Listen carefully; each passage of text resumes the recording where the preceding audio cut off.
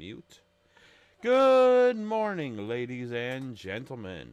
This is your humble host, Revo, and welcome back to another day in the revolution.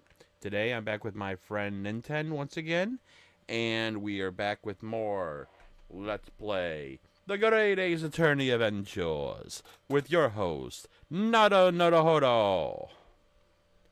Anyways, last time, we just started the third case, and we found out that the only way that we can stay here in Japan as an attorney and get our license is if we get a not guilty verdict. Sounds simple.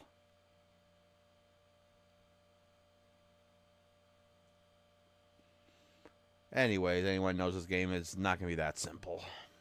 Which we've already know that how everything is so far, so yeah, fun, right?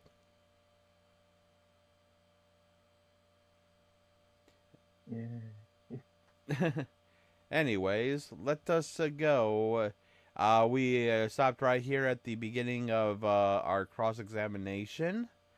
So we might want to reread this just to go back over what we know.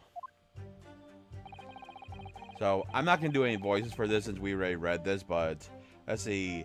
It was the last bus of the evening, so I had a few customers. I remember it well. The victim and the man accused of killing him were sat next to each other inside the bus. Then out of the blue, the accused just reached over and plunged a knife right into his gut. That's right, he stabbed him. I screamed. I couldn't help it. As soon as I heard the scream, I stopped the bus and I saw it too.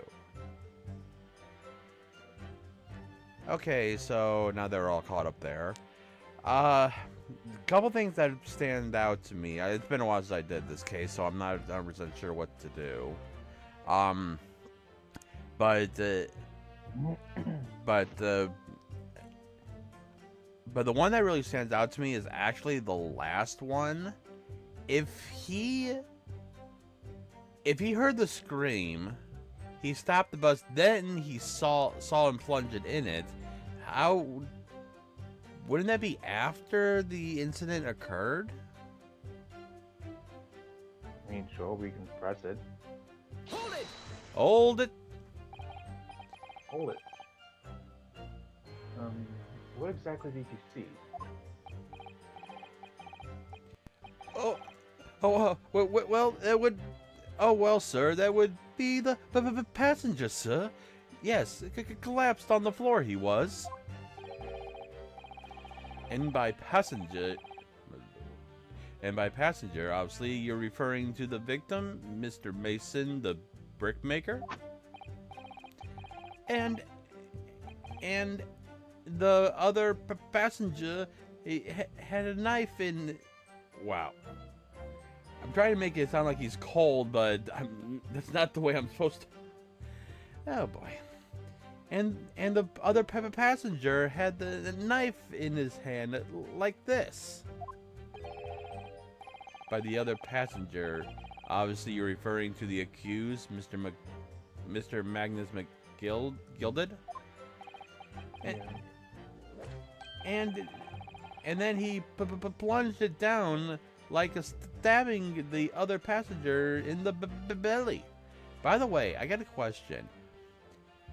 How is this guy cold? Do they have the AC on in this place or something? Huh? I don't know if they did. Other people will be freezing, and also, do you have an AC in these times? That's a very good question. I don't even want to think of that. I mean, they probably might have something equivalent to it, maybe. I don't know. Yeah.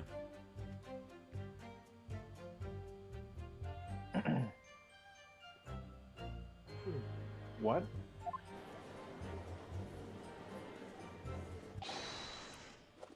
Let's see. This is third. This is the third. Pretty much, essentially, I was all the woman, and you're all the guys. In the Right. yard. Right. still can't believe that how you got to be practically most of the females so far. I mean, the thing is, every case has different jurors. I have a few exceptions where some of them repeat, but they don't repeat, like, I think in a row, from what I remember at least. My lord. Juror number 3. What's the meaning of this? My mind's made up, my lord. Completely and utterly made up. Bro, we only freaking pressed one piece of a testimony, and you already made your decision? Yep, sounds like it. Made up about what? I don't like the stinking rich. Never have. They're always up to... you kind of look rich yourself. Yeah. A rich person that looks like he wants to murder someone. And probably want to stick his hand and stab his own hand the way that he just tosses that knife in the air. They're always up to something or other that they shouldn't be. Every one of them.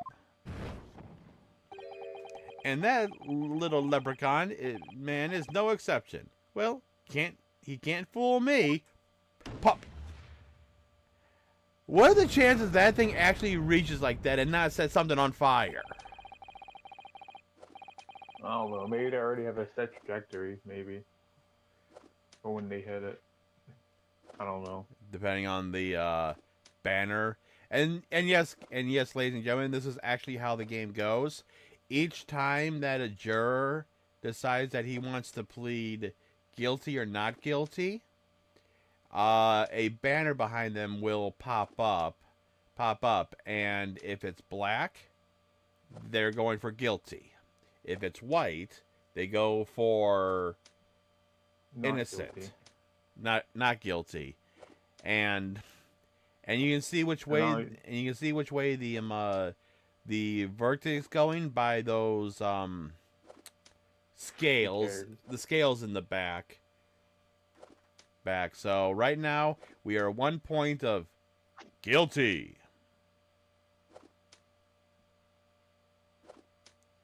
Anyways, you were gonna say something when I was speaking? No, nothing. Okay. Not. Okay. There's no point in wasting time listening to more of this. That's my opinion on the matter, anyway.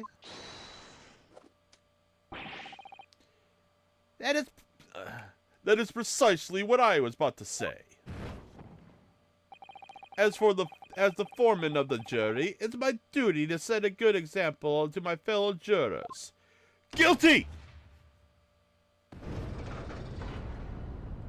Bro, we just started.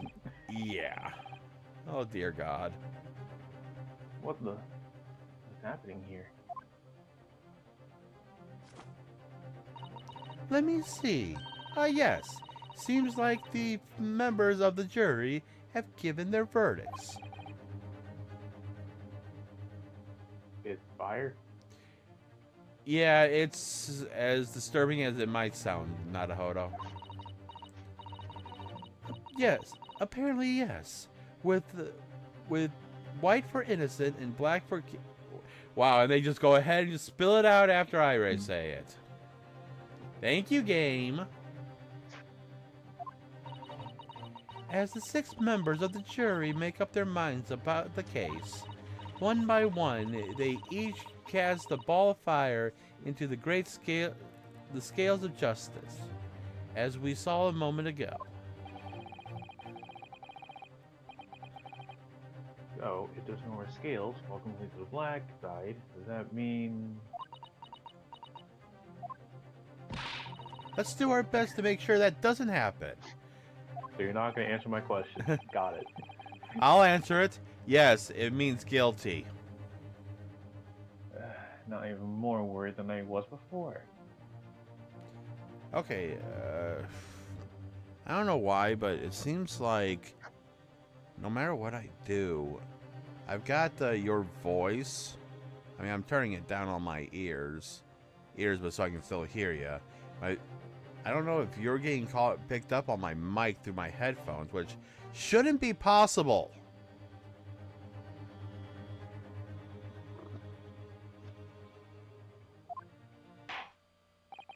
Very well. The court acknowledged the change in the jury's stance.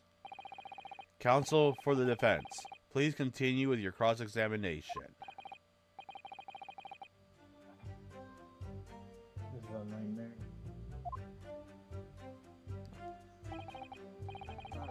What happened? Only 2 people in the enclosed cabin area were the victim and defendant. And so help me, 3 whole people witnessed the man trying to defend do the deed. I don't like being pessimistic, but it seems like we might be in a rather difficult situation here.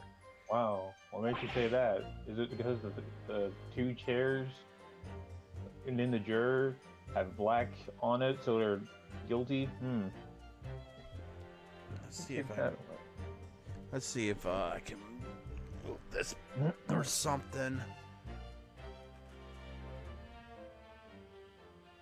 It's either that or this mic is starting to defect. I mean, it's been a couple of years since but still, this is a fucking Yeti. These Yetis should not be busting like this.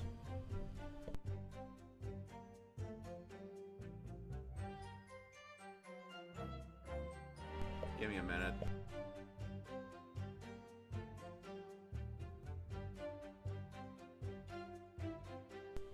Okay.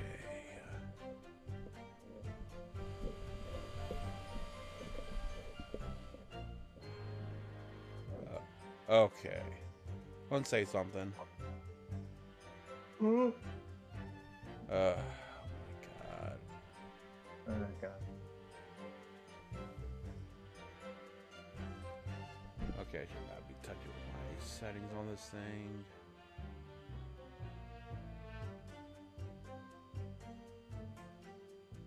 Okay, I think we're good for now. I gotta figure that. I hope. Technology.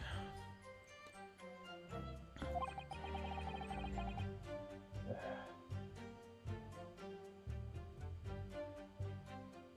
am I supposed to think here?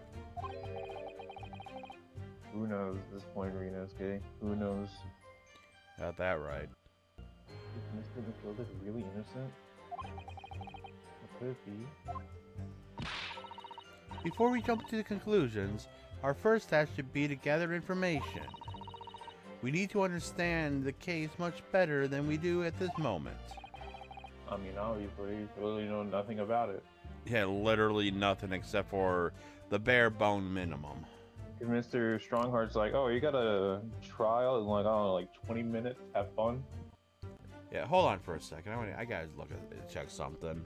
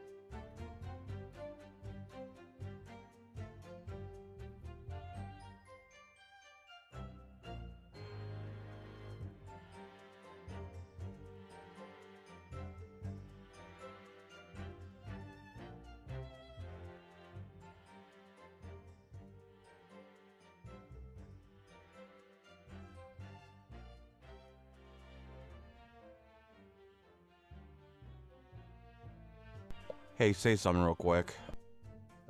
Something.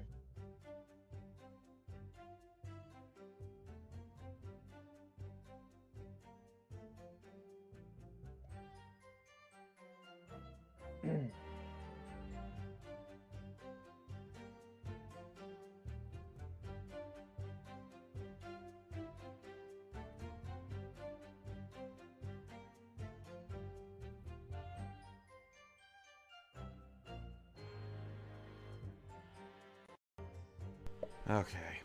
Okay, you can go ahead. Okay. Yes, you're absolutely right. Let's listen to those witness statements again, a little more carefully this time. Okay.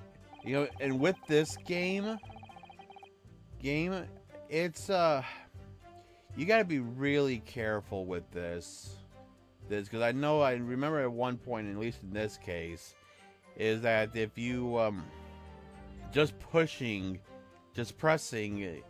could be dramatically and awful because, well, yeah, the juries can really push away if you press too much.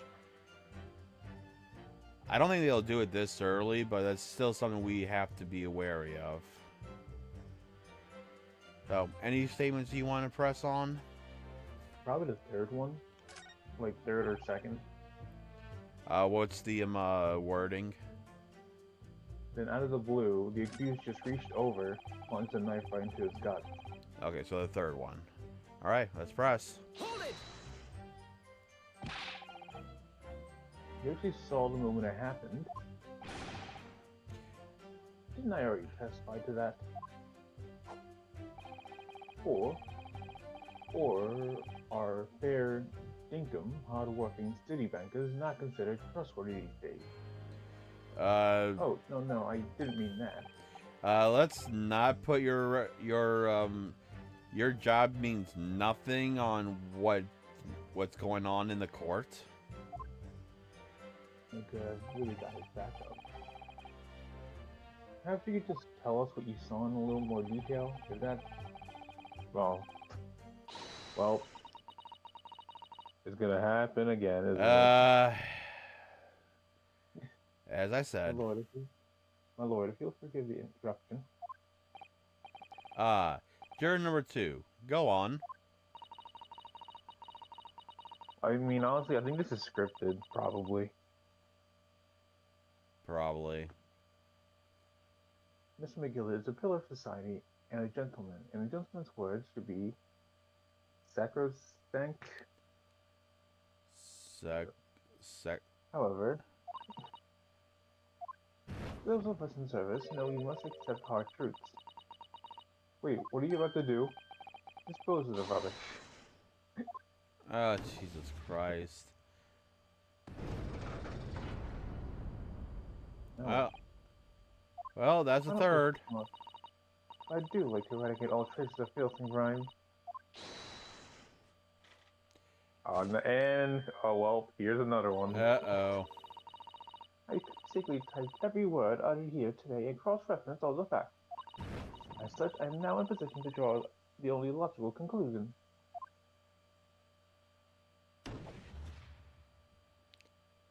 Oh, that's 4. Not again. That's 4 out of 6 jury members who's proposed the guilty verdict.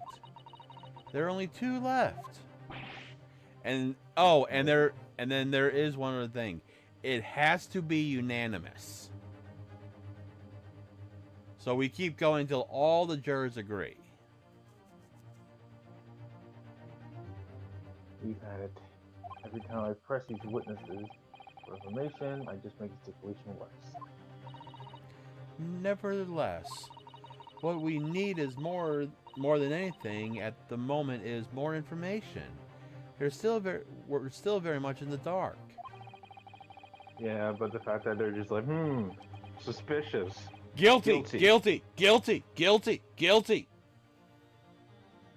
Probably if they keep pressing a witness, knowing that more sparks may well fly. We mustn't give up hope. We'll uncover something that will give us a way to fight back. But alright, I'll keep trying. Can't give up. I just need to keep calm, listen to the witness statements again. Alright.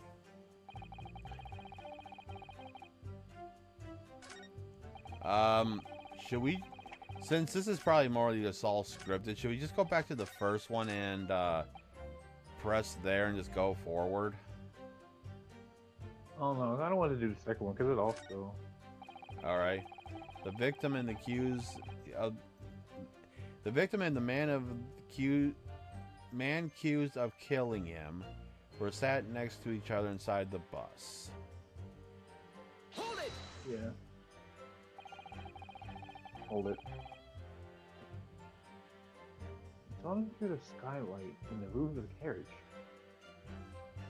That's right. When you sit up on the top deck, the window's right there at your feet. But the question is, were they sitting in the front or the back? Very That's the good real question. If they're sitting in the front, they could not have seen. Yeah, It was but it was like I said, the carriage driver said that he saw it happen, but he said he stopped when he heard the scream. Did he hear the scream of it happening and then saw the plunge of the knife, or the scream of after Ray being stabbed? I don't know. There's a lamp on the inside, so I had pretty good view.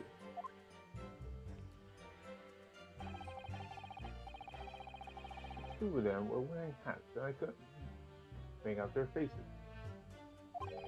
I don't know, I can't really tell if they're wearing hats, or if both of them are wearing hats. All I can see is one of them wearing a hat. Yeah, and he kind of looks tall to be Mr. McGillid.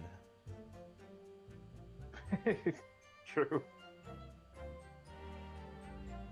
Two of them were wearing hats, and I couldn't faces, but there's not a shred of doubt in my mind that it was Mr. McGilded. I don't know. He looks pretty tall to me. Yeah, exactly. How can you be so sure? Well, how about I put it politely? McGild is a gentleman of very small stature. I could have mistaken him for anyone else.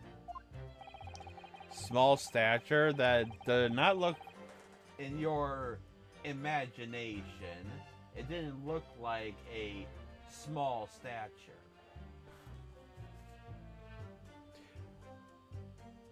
Let's not forget that when the vehicle came to a halt, the only people inside the enclosed cabin were the deceased, Mr. Mason and Mr. McGillid. Yeah, we had a closed room murder, and that was... Yeah, but this isn't locked. But the door was probably locked, but it wasn't that bad of a, True. thing. Where the deceased Mr. Mason and Mr. McGillid, there is no room for doubt. I really wish there was.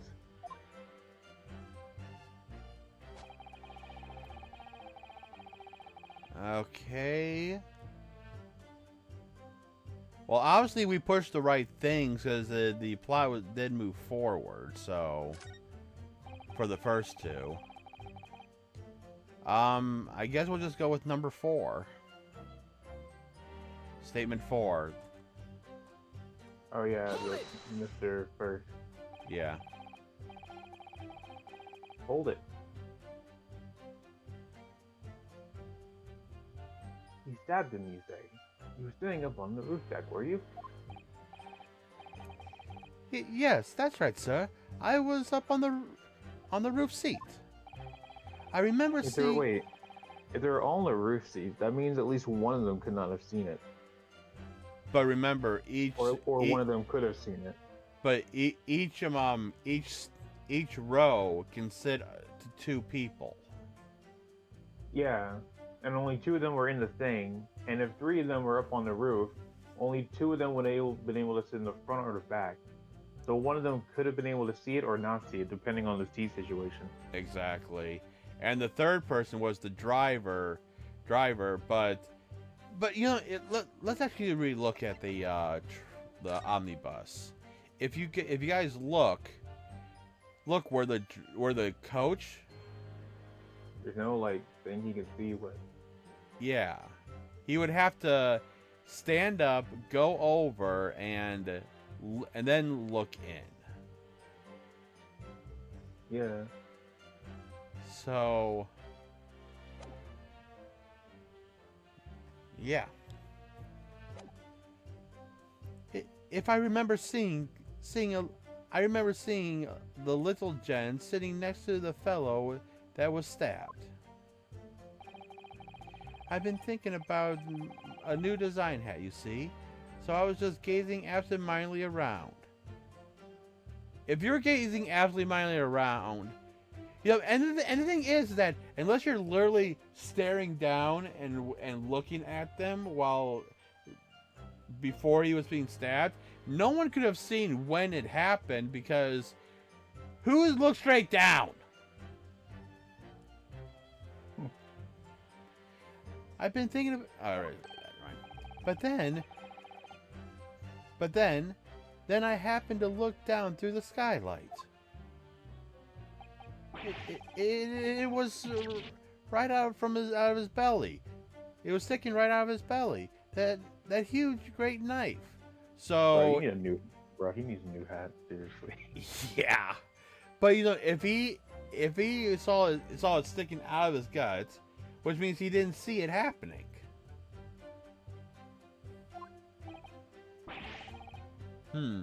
A grim sight indeed. That didn't help me at all. The jury looks like they're even more convinced my client did it than they were before. And there's no evidence that's supporting it. That appears to have made everyone more dubious than that Mr. McGiller is telling the truth. Wait, what? That appears to have made everyone even more dubious. So, what does dubious mean? I forget. I also forget what dubious means. Okay, Google. What does dubious mean? Dubious means doubtful or questionable. Okay, Yeah, that makes sense. yeah, because for a minute there I thought it was going to be that it was being said and then like, hold on. Okay. That being said like that Mr. McGillis is telling the truth, and for some reason I couldn't think of what dubious mean, and I half glanced over it, to be honest. If only we had some evidence to counter our suspicion. We have like no evidence. Wait,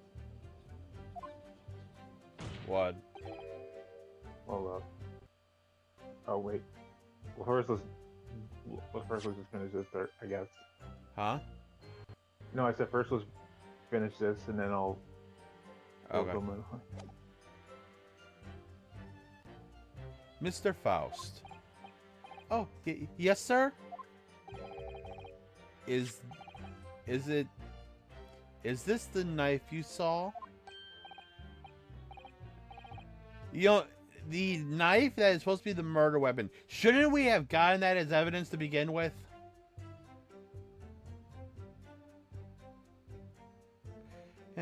Sounds about right, though. Leave it to Edgeworth's ancestor to freaking update freaking court stuff. Exactly. Uh, Oh, good grief. Yes, that's it. The very one, sir. is that? Yes, Counsel. This is the blade that was driven into the victim's belly, like a stake through the heart. Okay, that is making you sound more like a vampire every second. I always found that weird. It's like whenever it feels like, oh, ways to kill a vampire, it's just like, a stake through the heart can kill a vampire, but I could just kill anybody. Very true. So it's like that shouldn't really be a way to kill a vampire. That's just a way to kill anybody, to be honest. I still don't understand that reasoning. But wait, hold on. Speaking of that reasoning, how do you get a stake? Oh, wait. Never mind. Never mind. Forget I said anything. I'm pretty sure you're probably guessing what I'm thinking I was going to say. Maybe. Yep. I'm stupid as me. That is a blade of considerable size, Council. It is, and furthermore, the scabbard is in Bell's proximity with a certain initial. The letter M, which seems oddly familiar. Hey, Well, M could could mean be- anything. Yeah, I'll say it. M could be anything. At this point.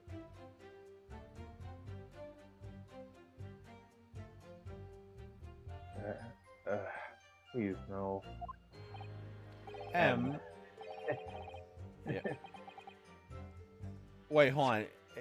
It's double M for his initials, isn't it? Yes, it is. Okay.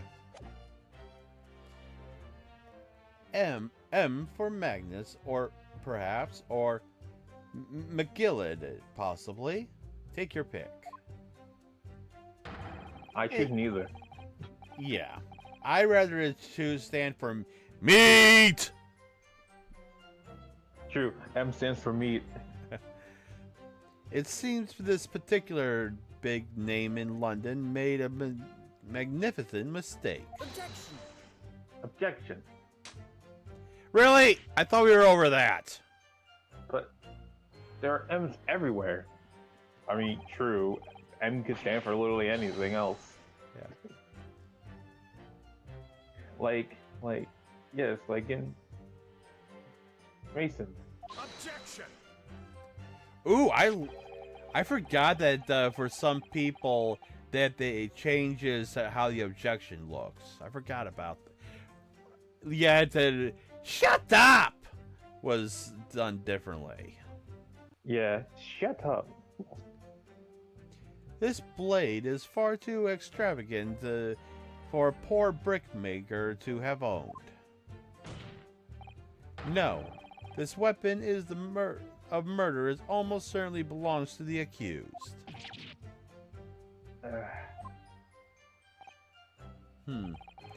Not conclusive, but certainly compelling, Counsel. And we're going to be looking straight into that first and foremost. Okay, Okay. Oh, and you were going to say something? hold on. No, something like you said, I was just like, So when Sato mentioned evidence, I was like,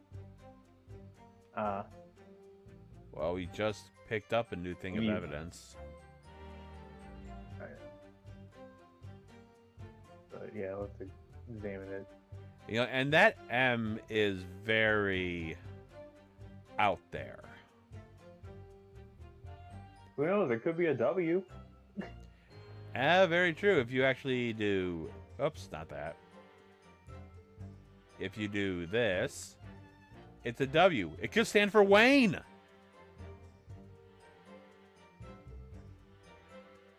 Anyways, Well, let's check the knife. Oh, I clicked on the M itself. yeah, I also clicked on it. An ornate letter M, undeniably Mr. Magnus McGilded initial. And it's beautifully Gilt. Wow. Really? Okay. And it's beautifully gilded too. It must be very valuable, I should think. Ah, What is it? look at this M. If you're upside down, it becomes a W for Wumbo. Yeah. You Wumbo, I Wumbo, we all Wumbo. We Wumbo. This could change everything. A W? Yes. This is one of those, turnabout cases. I'm sure of it. Well, what hand does Mr. McGillid use? If it's his right hand, Would his right hand be on the hilt or the scabbard? And because how Mr. McGillen is that if he's gonna draw something, I'm pretty sure that he would want everyone to see the giant MW thing on it. So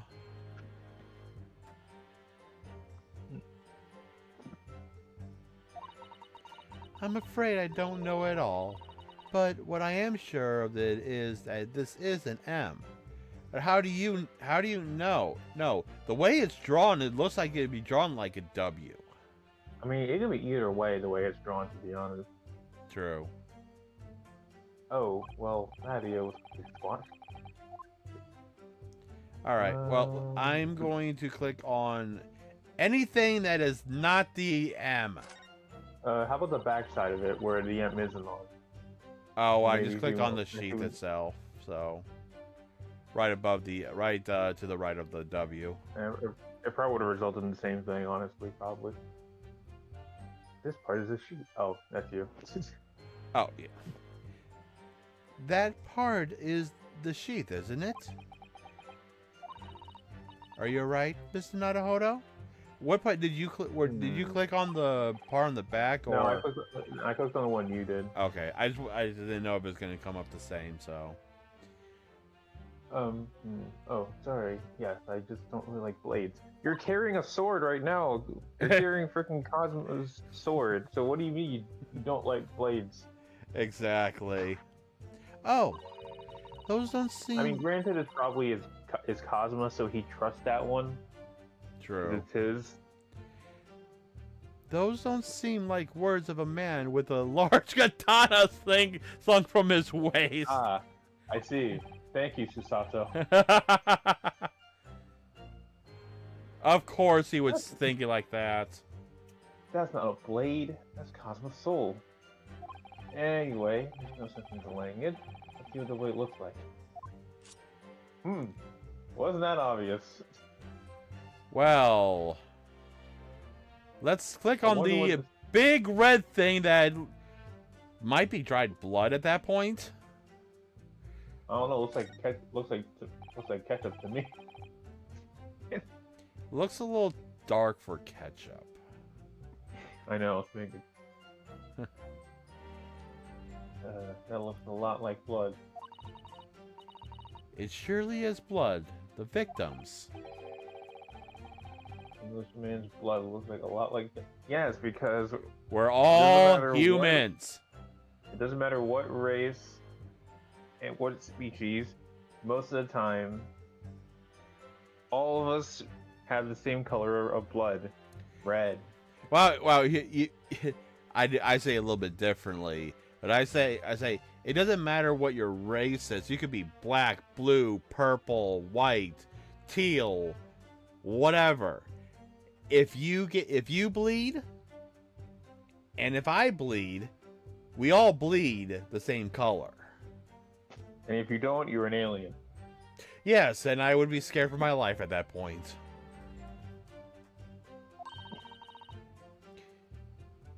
Did you think it would? Thank you, Sasato. Sorry, it's just that we've only just arrived here in Great Britain. Finding it a little hard to adjust. I mean, this whole case is freaking hard to adjust, to be honest. Yeah. Yes, I do understand. Okay. I think where you were gonna touch on was probably gonna do the same with the. Is that all we can see from the? I think that's all we can look at right now. Okay. 'Cause we,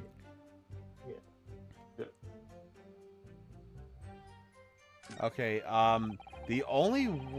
Let's see.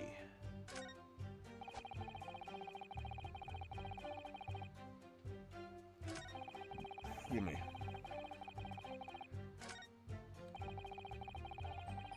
Let's go ahead and press on the first one. Actually, I think we were just supposed to just press on all of them, to be honest.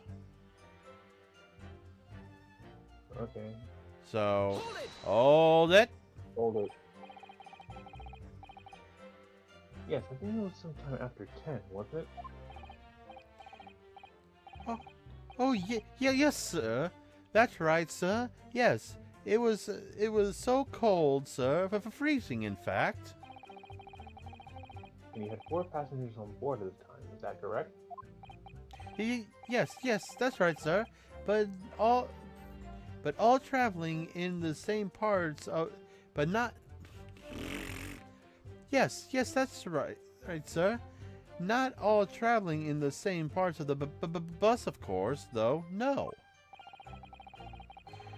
There were no other passengers when the incident took place. No one alighted, for example. You're quite right with that, sir. No other passengers. No other passengers like that. Nope, none. Nobody's witnessing the crime then. I have to say, hey, the boss insists Wow. I have to say, the boss insists on it running. He does every evening. That the last bus of the day. But I do wonder sometimes if it's all altogether worthwhile. Yes, I'm just sorry to say. What do you mean by that? Well, it just so happens to be so cold and everything, and only making 20 pence on the run, you see. I gotta look at something real quick. I gotta look at okay. Yes, I spent that much at the pub on the way home, just trying to warm up again. Which seems like you still haven't warmed up. I just can't believe it, sir. Can't believe it. A murder on my own bus. It's too awful to think about. I haven't been able to shake this cold ever since it happened. And here we go. My lord, I wish to speak. Yes, juror number 5. I do take that you too. As the master of London Guild of Coachmen, the idea of murder being committed in one of the city's carriages is utterly abhorrent. Did I say that right? Probably. Abhorrent? Adorant? Adorant? Abhorrent? I don't know. Abhorrent? I think it's whatever. Abhorrent to me. It wouldn't be right to make a decision before hearing the facts, though, I said to myself. But you still haven't heard all the facts. But okay. But I've heard enough now. The horse has bolted, as they say. No, please. Just keep an open mind a little long. G's up now, Silverblaze. The finish is in sight. Plop. You know. Beppo is a long-haired standing member of the guild, and I trust what the man says. Oh, thank you, sir. You're too kind, sir. I don't know. Maybe if you trust him, maybe make sure he has better work conditions and not have to work out in the cold. Well, he might. I'm guessing he's not the boss of that section of the guild. No. This is too unkind, sir. Wow, you're just skipping over the which now means that 5 of the jurors agreed to condemn this man.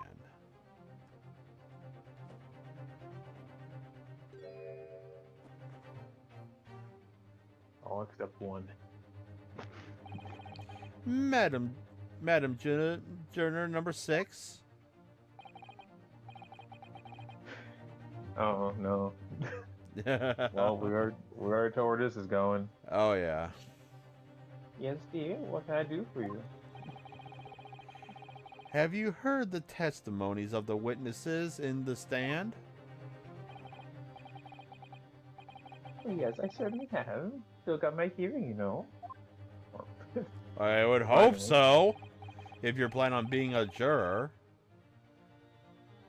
Then pray tell, why are you yet to pronounce your learning? Your leaning. Well, dear, the thing is, I'm a creature of habit, me. I always go to the park at around this time of day and sit on a nice bench and get on with my knitting. Okay. Okay, but okay. There's a lovely park just near where I live. McGilder Park, it's called.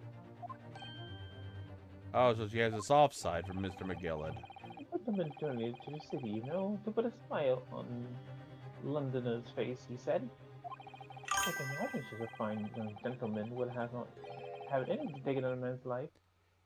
Hey, Tin Man! Welcome, welcome. I'm having a good day so far. Hope you're having a spectacular day yourself. Hold on, I got...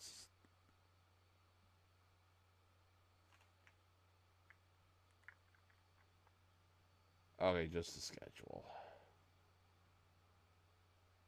Yeah, August is almost over already. Holy shit. Yeah. He's always doing wonderful things for the city. That's right. A man like that wouldn't stab someone, surely. Mother, may we go to McGillia Park Public Library later and borrow some more books? No. How many Londoners live with their heads in the clouds? Clouds, do you people not know what kind of man Magnus McGillard really is? What kind of man he is? What kind of man is he?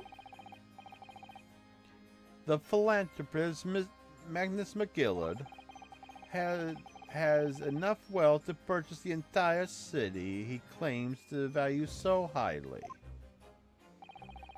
But where did all that wealth come from? Your client is a Skyloxer and one with the very darkest of souls. What? Stone the crows. What? Stone the crow, okay. What do the Okay. crows do? I guess Mr. McGillard is a crow. McGillard lends money to extraordinary rates of interest, so his victims have no hope of repaying him. When they default, he takes possession of everything they own. He is a vulture that preys on the weak. I've never heard any mention of that before. Your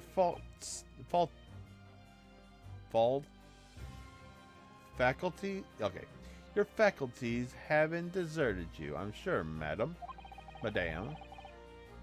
So has this thought not crossed your mind? Would a man wealthy enough to buy London in its entirety not have a carriage of his own? What possible reason could a man have had to make use of public omnibus service?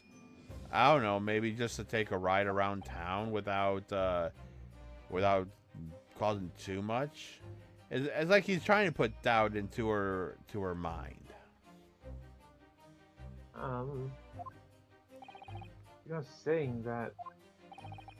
The victim a poor black brickmaker had next to nothing to his name, save for considerable financial liability. It comes to no surprise that his creditor was the accused, Magnus McGillett. But let it be known that the very day Mr. Mason was killed was the final repayment day for his debts. Good gracious! The brickmaker was destitute.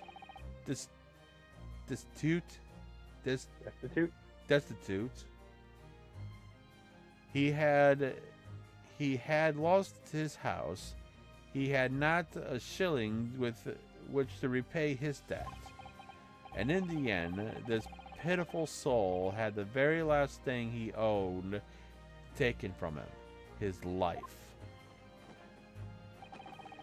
By the merciless philanthropist, pretender, Magnus McGillett. I don't believe it. If I might add something briefly, Mrs. Santo? you claim the victim had been lent money by Mr. McGillett. But where's the evidence to support your claim? I'm pretty sure he's going to pull out a ledger. After he pours him some wine. First cup of the game. Pray forgive the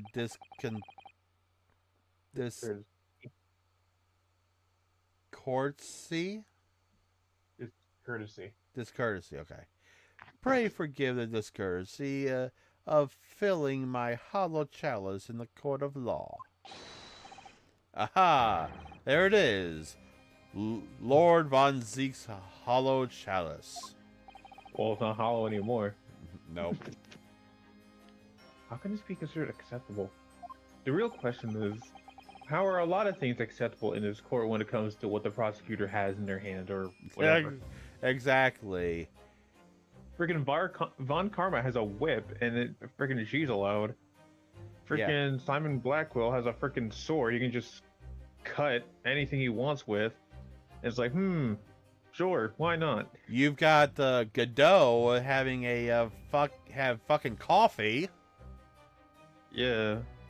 So it's like the prosecutors just have something, and they're allowed to get away with it because reasons.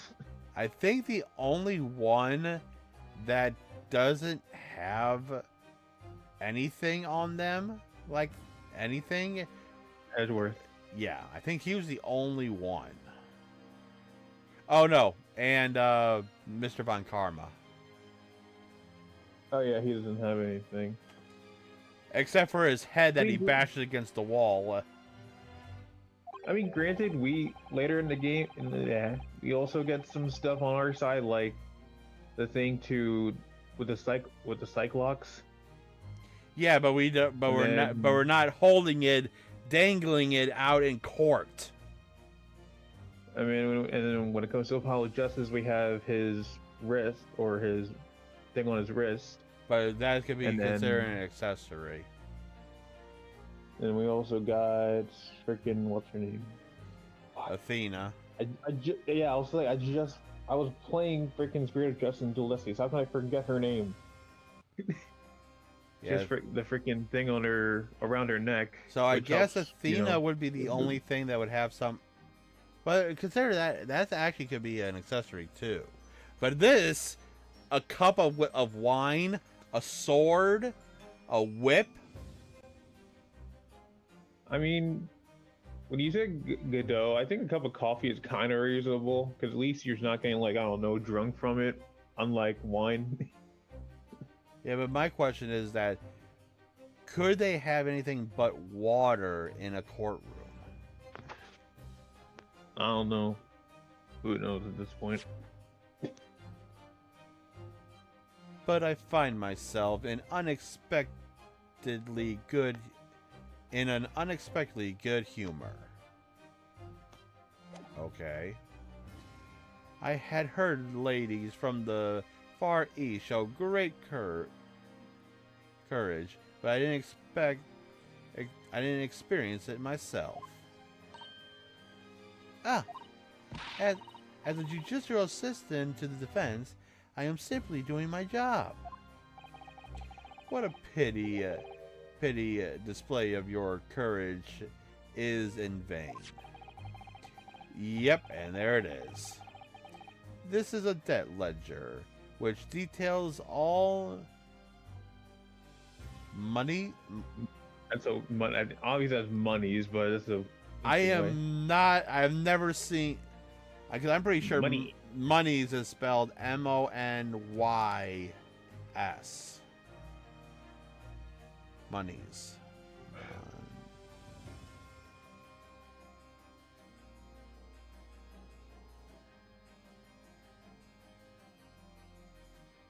Let's see. Is it money? Both monies and monies is wow. But how they're spelling for von Zeke is more commonly increasingly preferred form when referring to discrete sums or funds of money, especially in legal and financial contexts. Okay, in that case, I guess this does make sense. However, for the most general purposes, MONEY as a mass noun is used and the plural form are often unnecessary. So I guess this is an appropriate use of the word, I guess so. This is the debt ledger which details all monies loaned by the accused. You will find the victim's name here clearly recorded inside. Oh. Allow me to present the ledger as evidence, my lord, and pray forgiveness for the disconcerting. I swear you said this, and my mind's not bringing it up.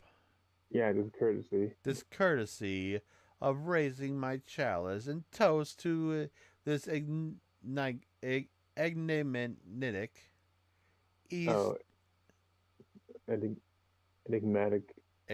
enigmatic East at the same time. A marvelous toast, counselor. I will gladly accept this new evidence. And another tale of the court to look at the evidence. The debt ledger, a catalog of people who have borrowed money from the defendant at a high rate of interest, which includes the victim who had 20 guineas. Let's take a look at the ledger itself. And let's open it up. There's only one thing we can examine in it. This portfolio must contain all sorts of secrets of London's gentry? I guess. Yes. Oh dear. Do you really think we ought to look inside? It's evidence. Of course we should look inside. I mean, it's not like a diary or anything where it has personal stuff. But still, it's still evidence regardless. Well, it's not as though we know any of London's gentry personally, is it? Apart from our great detective friend, perhaps? Actually, I wonder. I assure you, we will not find Mr. Sholmes' name inside. You sure about that? Well, let's see what we find. All right. Well, let's just take a look.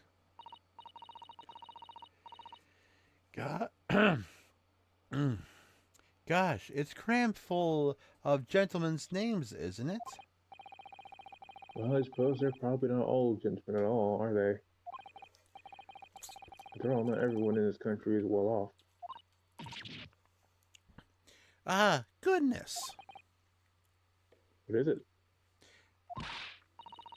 Okay, hold on. I gotta change my cartridge in my drink.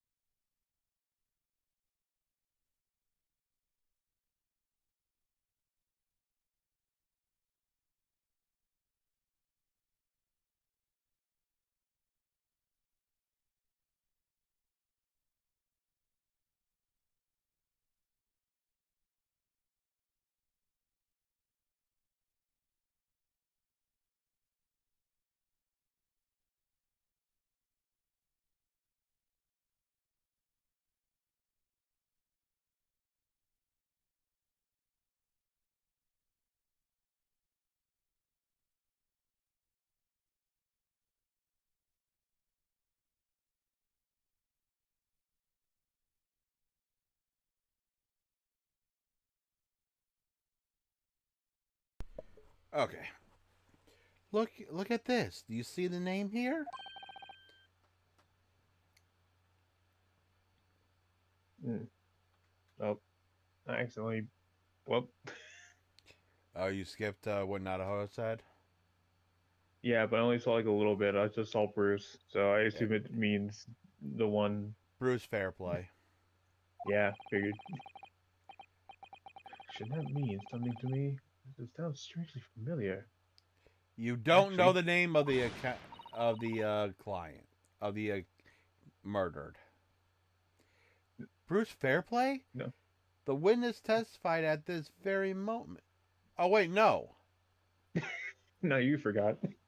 Yes, I'll see that. Bruce Fairplay? The witness testifying at this very moment. Oh, he's a court, the banker. Why is his name in here? Ah, the borrowed 20 guinea, did he? And look, her payment date is fast approaching. It's possible that this is just a coincidence, of course, but this could be very useful information. Well, that's interesting. All right. Well, And I think nothing really else we can get from that. yep. Ah, yes, 20 guineas. The victim owed such a considerable sum. The accused made quite a certain he had ample recomp, recompense. Recompense. Recompense. Okay. Well, it would seem I've had the wool pulled over my eyes. Regrettably, madam, that it this is the modest what Oh, modus operandi. modus Operandi. operandi of the accused. Hey, this is a pretty little park, too. What a scoundrel. The park could still be good. It doesn't. Still. Maybe it's all for the best. Wait a minute. Let's think about this a little more before. Stand for nonsense. And That is sick. which, by the way, before we continue, I am there is something funny.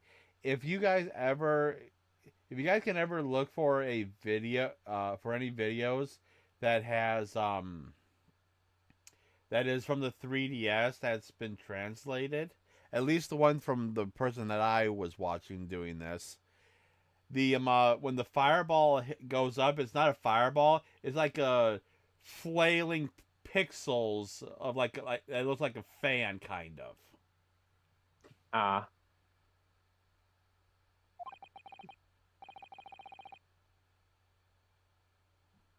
Was it last year's decision?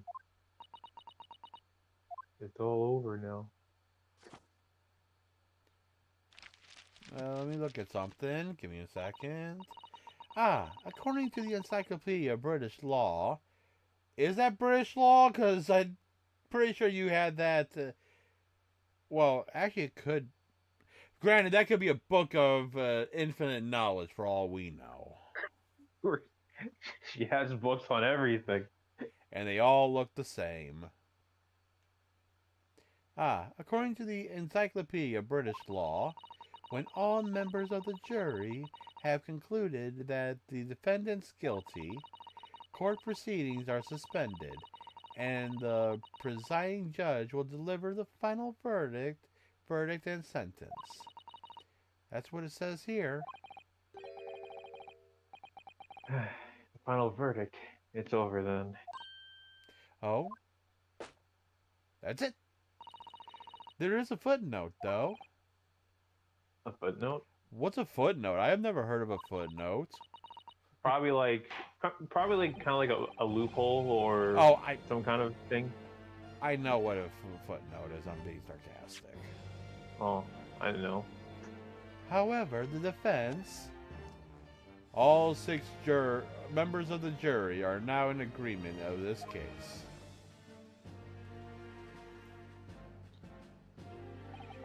Allow me to convey my respects to your swift and righteous decision.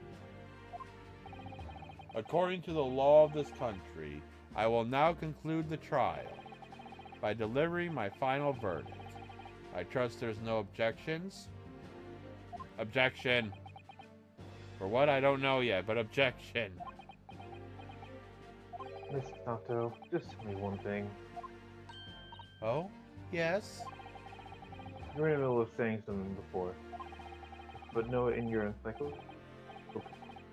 However, the defense, what did it say next?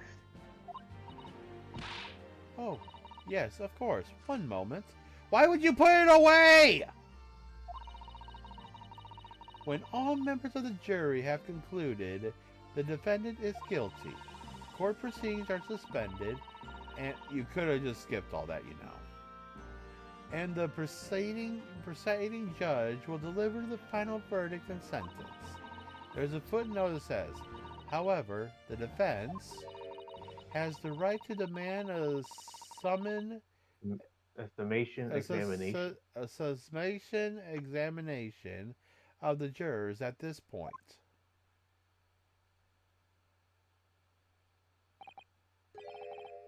A summation examination? Objection!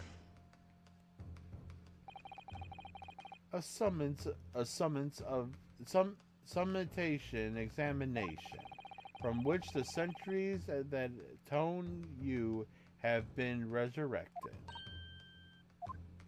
Huh? The judging from the binding, I would say that book is at least 50 years old. Any modern text on British law wouldn't give such an antiqued procedure mention. It's a relic, long forgotten, certainly no longer practiced. So you're out of luck. Oh.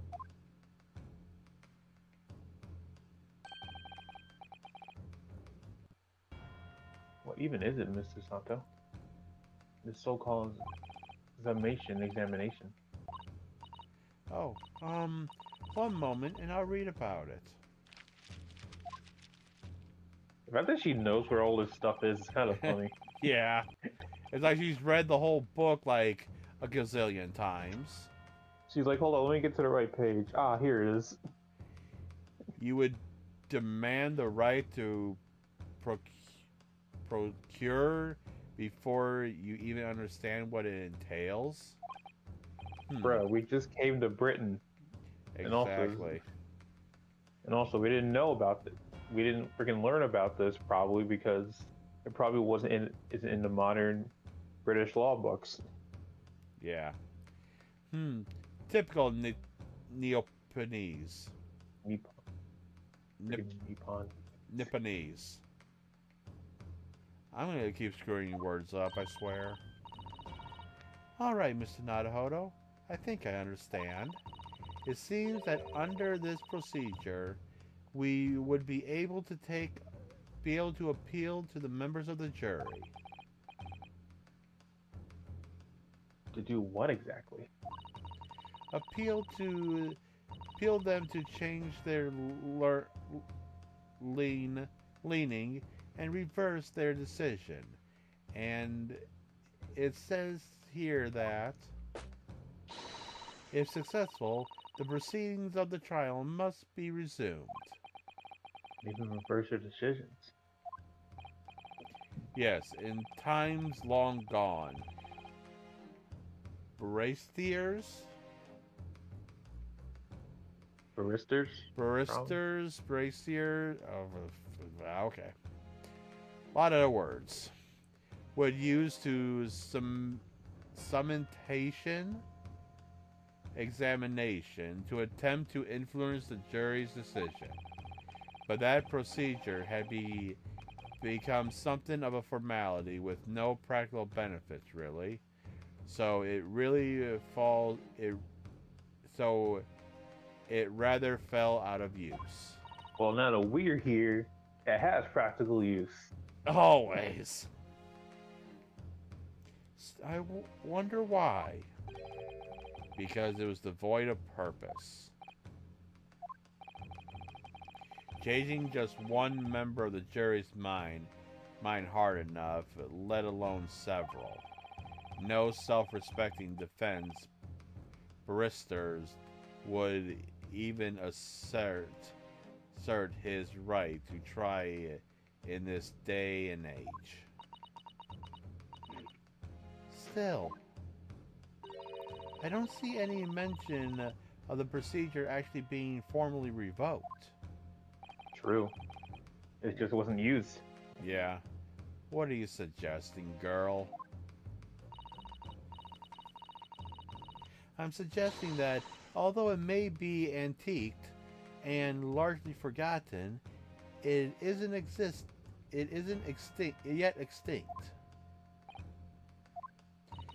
She's got a point. Yeah, because it's still technically in the rules. It's just that they all think it's not really no point in using it, but they didn't, take it out of the law books.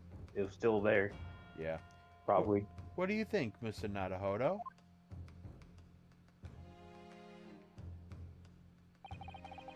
Commission examination. Last possible option. Do we reserve our right to carry it out or admit the bruh? I guess we just forget it. I mean, it's never worked before, so why should we bother to... Of course we're going to assert our rights. Because we're here, and we're the main character. Yep. The defense wishes to assert its right to a summation examination, my lord. No. Objection! Hold on, can you just say something real quick? I want to be sure my headphones are working. Okay. Sure. Okay. I just want to be sure my right headphone of my headphones is working, but I have a earbud inside my ear, so I just want to be sure that I'm not losing my mind over here. London is the capital of the city with the most powerful nation on earth. We have a duty to the world to exemplify the very highest standard of the judicial procedure. Summation examination are an embarrassment that should remain buried. Objection! Then why didn't you get rid of it then? Exactly.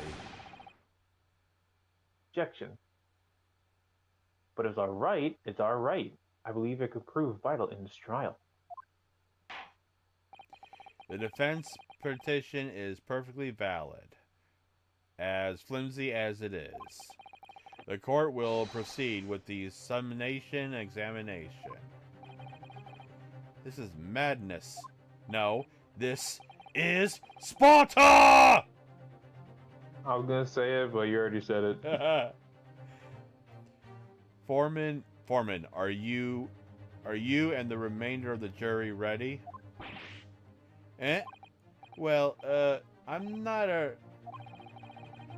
There was no mention of this in the letter I received, you see, so... All members of the jury will be asked to explain on what grounds they have reached their decision. On what grounds? You must all justify your decision and explain why you believe the defense is guilty. Yeah, you must have a reason why you find him guilty. Yeah. Well, my lord. Well, my lord, you're rather putting us on the spot. That's the point. This is most irregular. No mention was made of this before. Doesn't matter. I don't really hold with all this justifying lurk.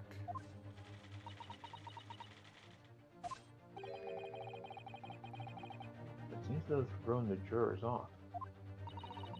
It seems none of them have experienced this before. Oh, probably because they haven't used this in so long. In what? At least 50 years? I would probably say Yeah, less than at 50 least. years. Yeah, but still, they haven't experienced it yet, so they don't know how it works, I guess.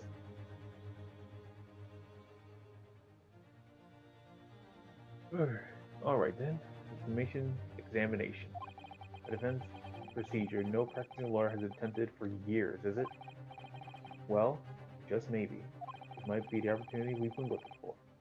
Turn this trial around. A turnabout.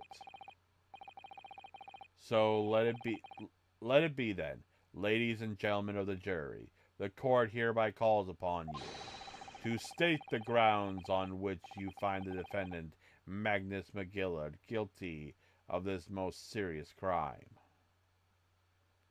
All right, here we go. The judicial findings. The jurors of the jurors' contentions. Yep. There is no one else inside the carriage at the time, so it has to be him. I trust the driver. He has an excellent memory. It seems 4 passengers with fares totaling 20 pence. But how much was each ride individually? He stuck the chap next to him just like this. Brazen, I must say. Absolute brazen. I have simply typed and collated all the statements made thus far and drawn the logical conclusion. You can trust the guild. Fair fares is our motto. We haven't raised our prices above 4 pence for a year. Well, that's peculiar. The scoundrel swimming the plumbing on the floor, it beggars belief. I mean, I know this is the first time this is happening, so it's probably going to be easy to find the inconsistencies. Yeah, pretty sure we both found it already. Yeah. I'm starting to sorry. I'm starting to wish I hadn't pushed for this now. Some of the jurors don't seem to have wonderfully formed arguments, though, do they? Well, let's see what we can do. We need to get these 6 people to change their minds. Actually, we just need one of them. I'll just throw everything I can at them. Use every persuasive language. Just a moment, Mr. Nadahodo. According to my book, that's not quite how it works. Oh? I thought I was going to have to thaw their icy minds with some heartwarming rhetoric about something. Well, yeah, rhetoric about the defendant. Unfortunately, once the jurors have decided the defendant is guilty, they're unlikely to hear anything the defense says. But then, They've reached their conclusions by their own reasonings, you see. Your plea will sound like excuses. In fact, it could recoil on you. The more you try to persuade them, the more enhanced they become. what on earth am I supposed to do? Oh dear, I'm just citing what I've read about British law, Mr. Naruhodo. Right, I'm sorry. Do you have any idea how to make this work then? Well, from what I can understand, the key is to this procedure is using the jurors' own words to make your arguments. What do you mean?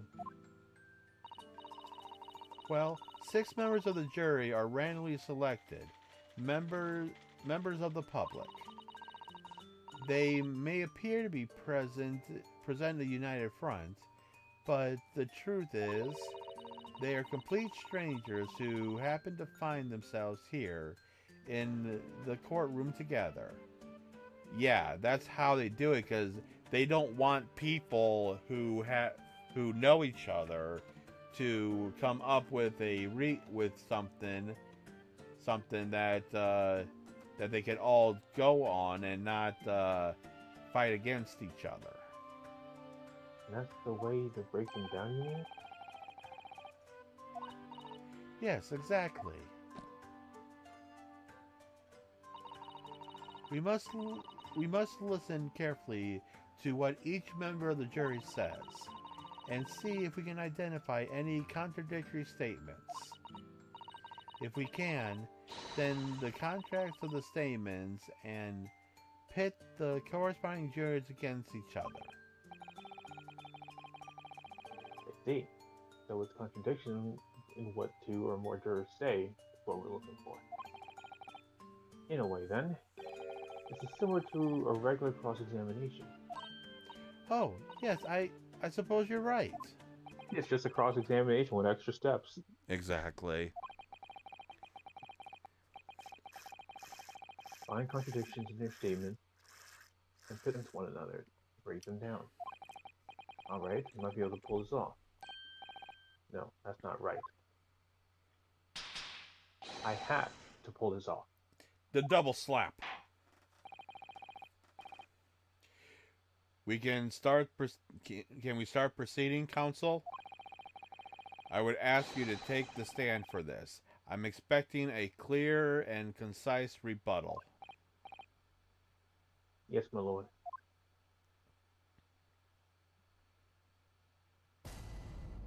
Jury examination. The defense's rebuttal. Okay. I We think know already we're know which going. one. I mean, we'll start with the guy first. Jury number 5. I like to press your statement there. Really? Yeah, because there's 20 pence, 4 pence each, for people. Yeah, but I mean, there's also another thing I was thinking. Oh, well, I already pressed on the... Well, we came to different conclusions on the first. I mean, it was pretty obvious. Well, we'll start here, so... Not so much it costs to take the omnibus. That's right. As a guildmaster, I decided to set a policy for all drivers across the city. One fare, no matter which bus you take or how far you're going. We have to complete with the rise of the motor car, you see. Us coachmen have to make a stand together. Motor cars. Yes, and this murder on one of our buses is extremely damaging to our cause. It's beyond the pale. It leads to the decline in passengers. You mark my words. And it's all that rascal's fault. He has to pay. Is it crime or his buses he's more worried about? Anyways, every member of my guild is reliable and trustworthy. So if the driver says he saw him do it, that fellow in the dock is guilty as sin. Okay. The obvious ones were juror number 3 and juror number 6. Number 3 and number 6, you said? Yeah. Okay, so then we'll start with number 3. No, Pitt. Oh. Okay. Because I already know what the answer is. He struck the chap next to him like this. The brazen, I must say. Absolute brazen. Go hit Pitt. Pitt. The scoundrel then stabbing the poor man. Oh, God. I really wasn't paying attention. Yeah, and then put And those two together. Pitt together. Those two statements are completely contradictory. What? What? What? What? Anyone who watches wrestling knows that. So, anyways, explain yourself, counsel. Post haste. Oh dear me, I was only getting a jumper from my other half. What is this caltrap? What does contradictory even mean? You're a full-grown adult and you don't know what contradictory means? Can't be that new of a word.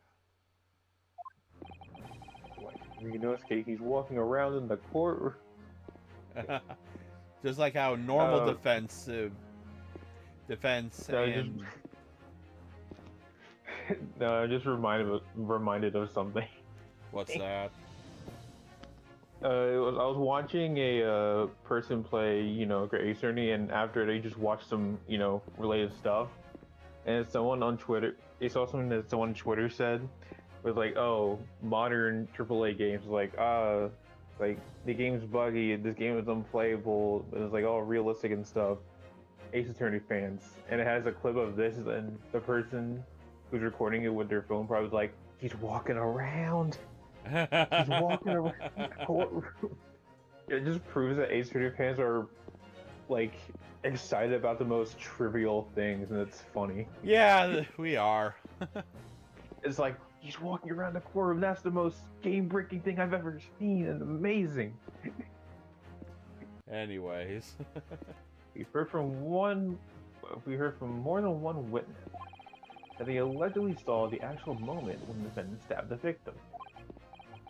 Now, out of curiosity, juror number 3. What? Can't you see I'm busy here? What is that, freaking Excalibur? Or ex-knifeable? Knife caliber? There, that. I mean, I still like how I say it, but yours is more accurate. How would you say the defendant stabbed the victim? What sort of motion was it? Ah, you want to test me, do you? What It was like angle? this. It struck the fella next to him without even getting up. That's just like the prim banker said. Yes, that was Mr. Fairplay's testimony. Quite true. Now then, juror number 6. Oh, is that me, is it? What can I do for you, young man? How would you say the defendant stabbed the victim, madam? Oh, well, dear, as far as I understand, it was like this. He stabbed the poor man after he collapsed on the floor. The coachman said so. Now, don't move. Pick up these 2 jurors. He stuck the fellow next to him without even getting up. And he stabbed the poor man after he collapsed on the floor. Well, I never. They're stabbing in totally different directions. What? Bless my stitches. What a muddle. What this tells us is that there's a strong possibility one of the witnesses isn't telling the truth. Oh, But why? Why would the Dickens that? Why the Dickens would? Because they're human and they hate humanity. I don't know yet. But what I do know is that if this trial ends at this point, we may never find out. We may never know the real truth. Ladies and gentlemen of the jury, can you really let that happen in all good conscience? Lies, you say? Oh, dear me. Ah, here we go. I can't abide people telling lies. Innocent, not guilty. The scale. I don't believe it.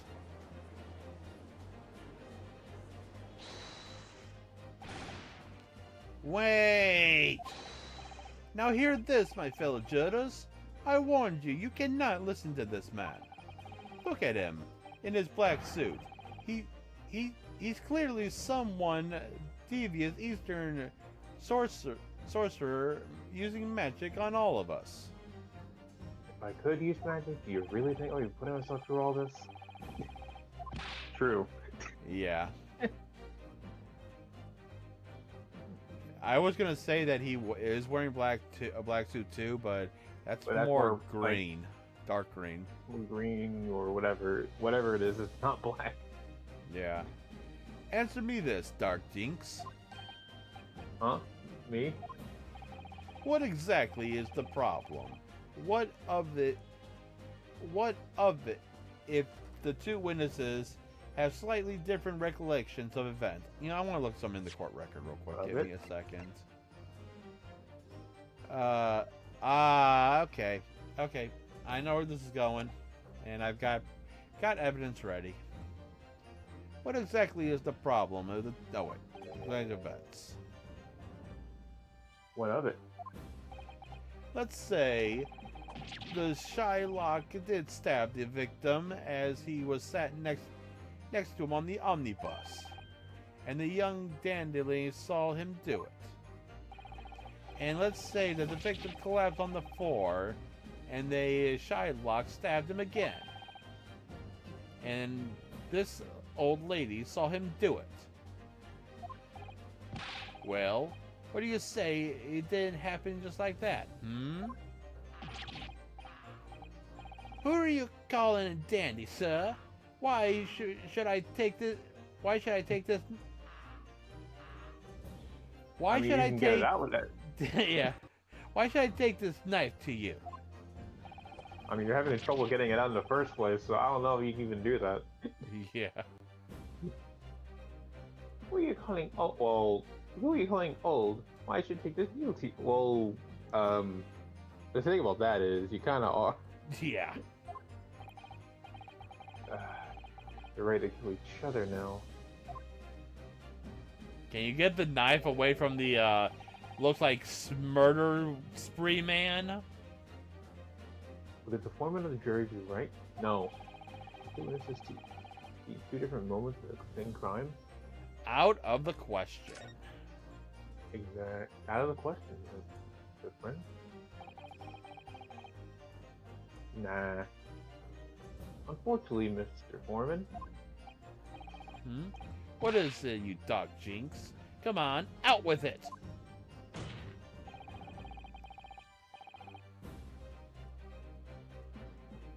What you're suggesting is impossible. It's out of the question. Who's... Oh, what is this?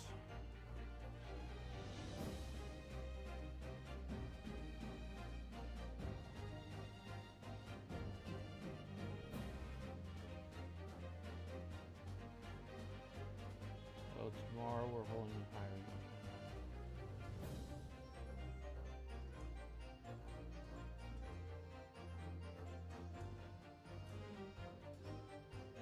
Figure out what what that means tomorrow, I guess.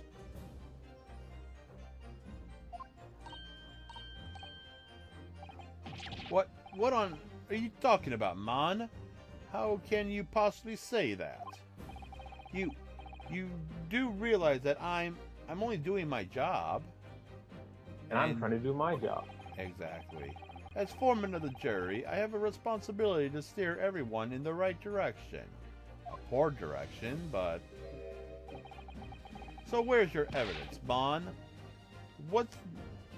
That's what I want to see. I say the two witnesses saw two different moments of the same crime. You must say that's out of the question, then show me proof.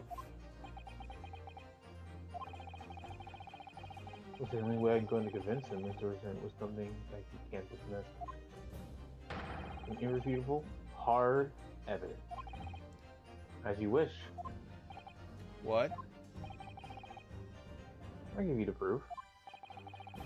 It's out of the question as to whether it saw two different moments of the same crime. As proven by... The autopsy report. I'm just gonna save anyway. Because why not? Oh, well, I already presented it, so... Take that. This is the victim's autopsy report. According to what's written here, Mr. Mason was stabbed in the abdomen only once. Yeah, only once? It's quite simple. The victim was stabbed precisely one moment, or one time.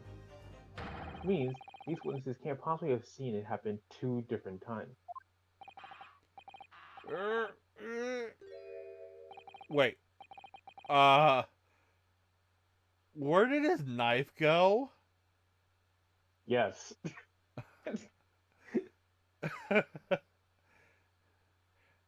Alright, I can see defeat.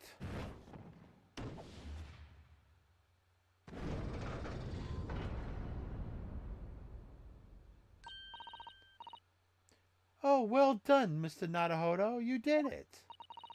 If we can manage... Oh, wait, she's with me? Oh, I see. So it's not just one. It has to be... We have to get at least half of the jurors. Yeah, we have to pretty much get it probably half or like, you know... Well, actually, no, over half. Yeah, over half, because even if we only did one or two, it's still most of them be saying guilty. It only makes sense that if we want to continue the trial, we have to counterbalance it. Oh, sorry. If we can manage just two more jurors' minds, we can force the trial to continue. Two more. Actually, there is something else that's bothering me about a couple of their assertions. So then that's where you must strike next. Again, it's also proving she can read minds. So we need to pit two more jurors against each other and show there is another contradiction in their assertion. Okay. Sato, please stop. You're scaring me. Exactly. Unless the that blue text is not really Probably a whisper and not actual inner thoughts. Yeah, but sometimes I feel like it is inner thoughts. That's the weird thing. And the thing is that every other game, that's exactly what it is. It's inner thoughts. Yeah, but for some reason, Chisato was able to hear us. Exactly. You can do it. Well, the scales of justice have shifted, but still weigh heavily on the side of guilt.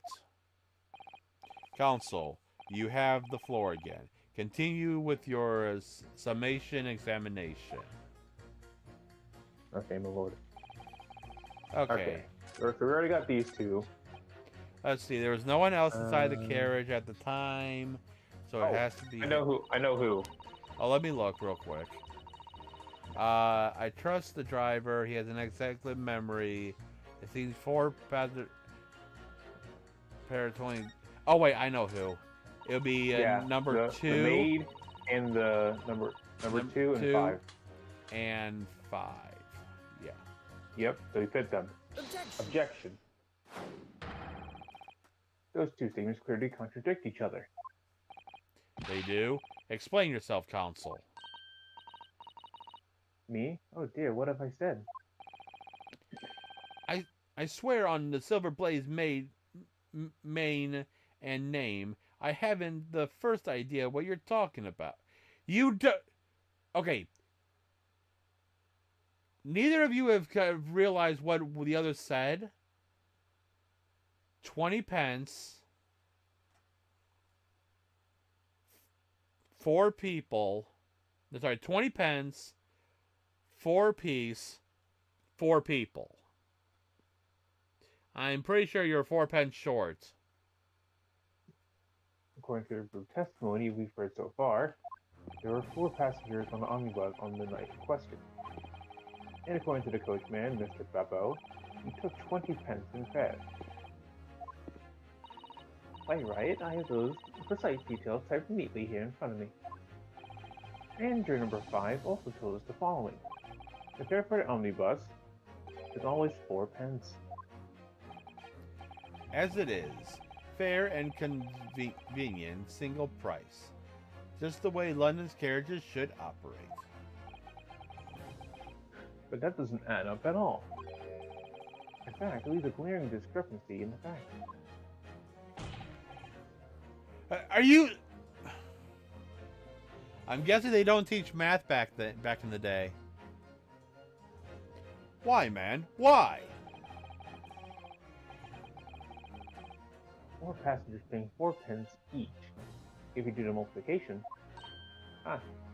it'll be 16 pence. Precisely. But I said, it doesn't add up. The figures are different. By 4 pence, in fact. Or precisely, 1 person's fare. One person's fare? Yes, in other words, on the omnibus that night, it's distinctly possible there was another passenger we've heard nothing about. Good gracious. And both of us know who that other passenger is. Yes, we do. That can't And be right. And knowing who it is kind of funny how I'm going to be the next person to voice that character. What are the odds? But anyway. Oh yeah, because I got the the man with the shaky hat. Yeah, so And the he next looks- new person will be me. Didn't we mention that Monday? Yeah, how friggin' this trial, I've been mostly voicing the woman in this case. Except for Sasato, you have voiced every woman so far. Exactly. The coachman of the guild is good, honest men, one and all. Trustworthy is our watchword. It's just my fate at this point in this game. Yeah. The figures your coachman claims most certainly do not add up. Your watchword, good sir, is false. Fallacy. I beg your pardon. That guy's like, you what? Yeah. Mr. Guildmaster, I think you ought to consider that if this trial were to end now, the news will surely spread all over London. The news that one of your coachmen tried to hide the fact that he lets nefarious characters hide his omnibus. You wouldn't want to, be part of a scandal, would you? All right then. I make it so this miserable trial doesn't end. Yes. Well, according to my book here, you simply launched a ball of fire into the innocent side of the set of scales. Exactly, so just do that. Simple as that. Now hold your horses there, coachman. We're all in agreement. Why did you have to go and... Wow, I actually said that. You finished it while he interrupted you, so there you go. Wait until I get my hands on you, Beppo. Oh no. Rest in peace, Beppo, after this trial, I guess. Yeah. Okay, now it's equal. Equal. Now we just have to get it on the one notch of innocence. Yeah, but considering that we have to put two of these people together, we can probably soon. The maid is gonna be like, oh, innocent. Yep. This is so very irritating. Begging your pardon, sir. I'm going to do the same. Bop. Boom. And Oh, would you look at that? This thing does hold practical use. For the love of Mike, not you as well. For the love of Mike. That's a first. Who's Mike? I don't know, some god, I'm guessing. For the love of Mike. A penny can be the difference between a smile and a tear, after all. I certainly can't put my trust in someone who doesn't follow my exacting standards in financial matters. Aren't you just a simple maid? I don't know, who knows? She could be doing something on the side when she's not a maid. For all we True. know. Oh, really? I, for one, think it's only proper that we hear from the witnesses again.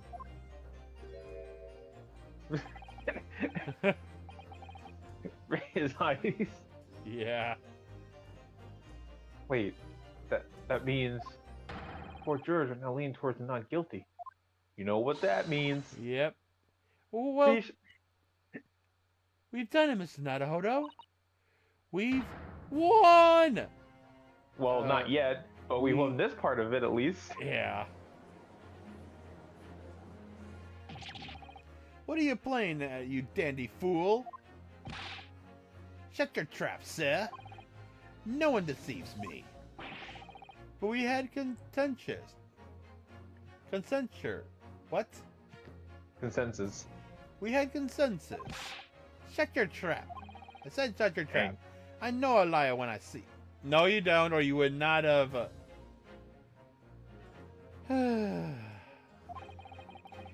And if the chap ever dares cross the threshold of my shop, Wait, he runs a shop? I didn't know. yeah, and now he's wanting to Also- cut his tongue. Okay, why do people do this? I Like in have like no these idea. movies and in other stuff.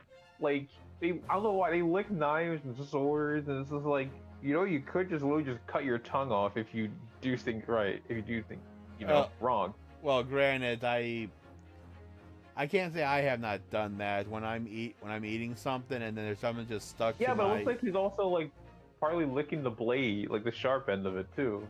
Yeah. I'll take this razor sharp blade and shave every last hair off his head. Does Oh, he he's a have hair? he's a barber. Oh, yeah, he does. Oh, Mr. Oh, McGill did? No, I'm pretty sure he's talking about Beppo. Yeah, he does.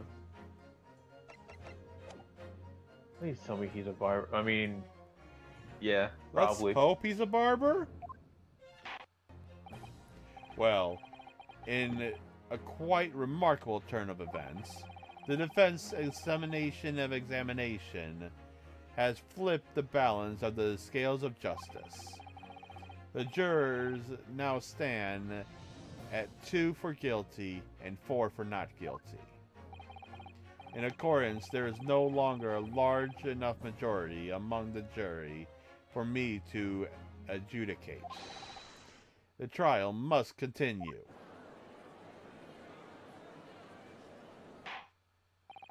I hereby ask the defense, prosecution, and witnesses to return to their places. I mean, I don't think prosecution went anywhere. I don't think he did. And I call upon all of you to continue to pursue the truth.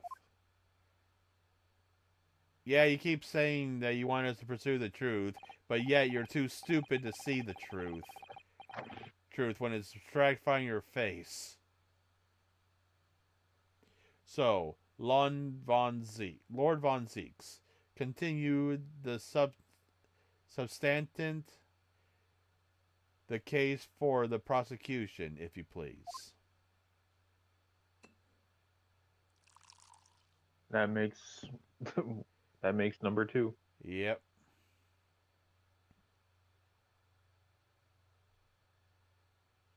Question, is he actually drinking these? Nope. Not that one, at least.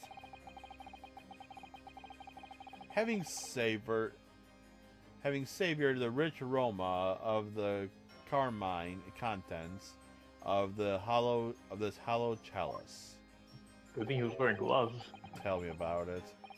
It may seem to crush it to dust. Pray forgive this country. Lord Von Zeeks? Cold in here, or is it just me? I don't know. Beppo's kind of seems cold. Yeah. As your antique tome no doubt says, the prosecution may not speak during the summation examination. Oh. I actually forgot that was a rule. So I honored a deathly silence and listened to the charade. It seems I've overestimated the intelligence of the jury. Well, no matter. Oh, come on. There is nothing so hard to prove in a self-evident truth, it would seem. No, and why else would we grace our courtroom with our presence, after all? So, let us proceed to the next round of battle.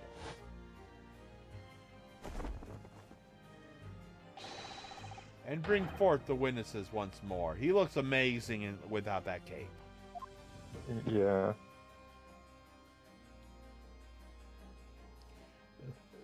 Two of they're all saying like, "Why the hell are we still here?" Had a freaking verse like, what the heck is like? Where am I? Why am I back here again? Witnesses, I trust you heard the summation examination. We have heard we just had to endure. Oh, yes, sir. And I did, sir. Of course I heard it. Oh, yes, sir. I heard it. You, sir, on the end. The coachman, I believe. It's Beppo? Yes, sir. My lord, sir. If the transparency that in your previous testimony you were attempt to violate this proceedings of a fifth passenger on your omnibus, you will be found guilty of perjury, and you are advised to bear that in mind, sir. Oh mi Dio. Now then, witnesses, I hereby call you to testify before the court again. You will explain the various misgivings brought to our attention by the defense's summation examination.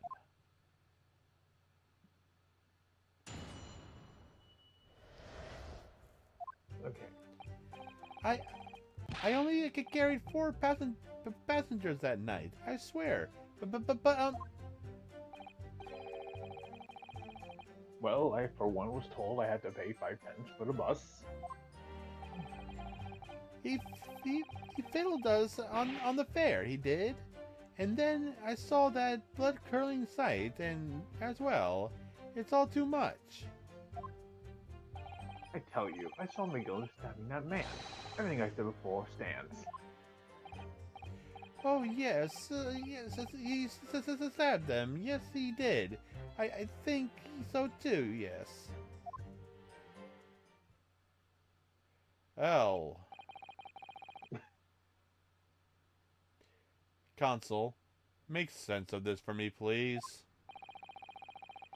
The phantom fifth passenger conjured into existence by the Learn's Eastern friend never existed. The confusion has arisen from the coachman's sly little code Kazenage? I don't know. Kozenge? Kazen- Kozenage? Kozenage? Mm.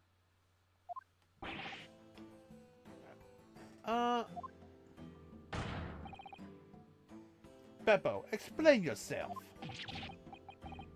I'm sincerely sorry, Guildmaster. The guild's fares is 4 pence across the board. You know that. Am I to understand that you've been overcharging our passengers by a penny fare? It's so cold, and it was the last run of the day.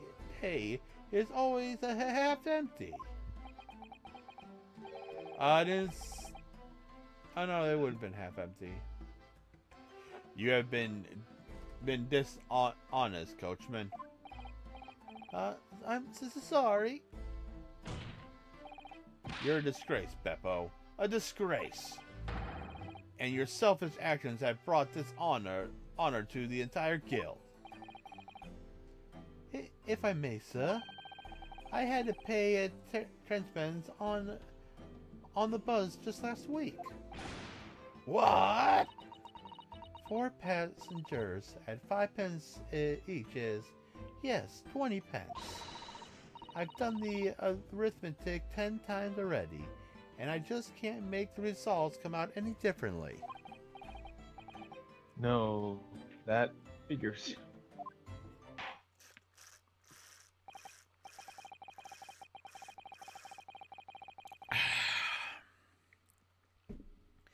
Well, it would appear that one of our aforementioned misgivings has already been explained. So, counsel for the defense, your cross-examination, if you please.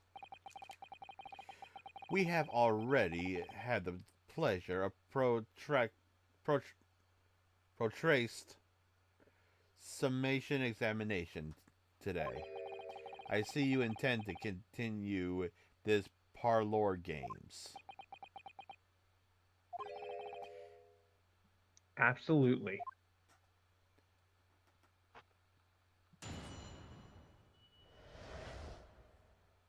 Okay, hold on, give me a second. I want to look at a couple things real quick.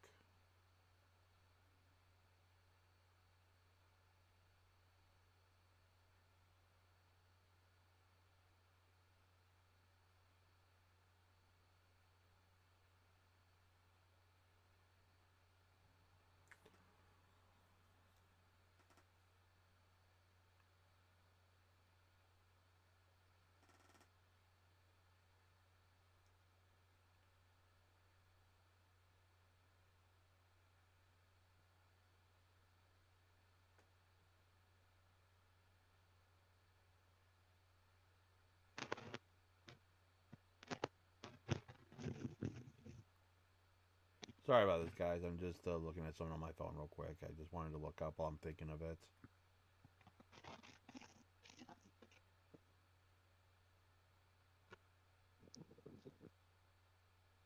Okay. Anyways. Let's see.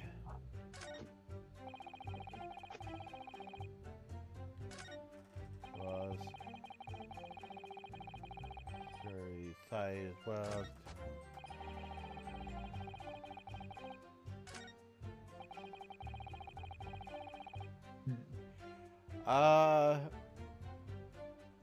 Unless there's anyone that you wanted to press on, what stands out for me is Beppo's last statement.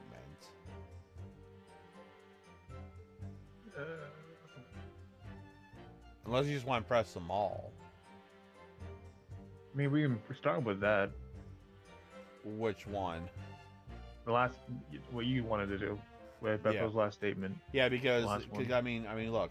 Oh yes, I believe he stabbed him. Yes, he did. I think so. Yes. So that's not suspicious.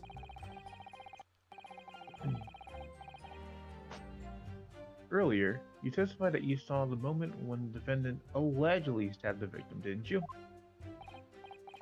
Oh, yes, that's right. You said that the victim was on the floor and described the assailant holding the knife in an ice pick grip. I suppose.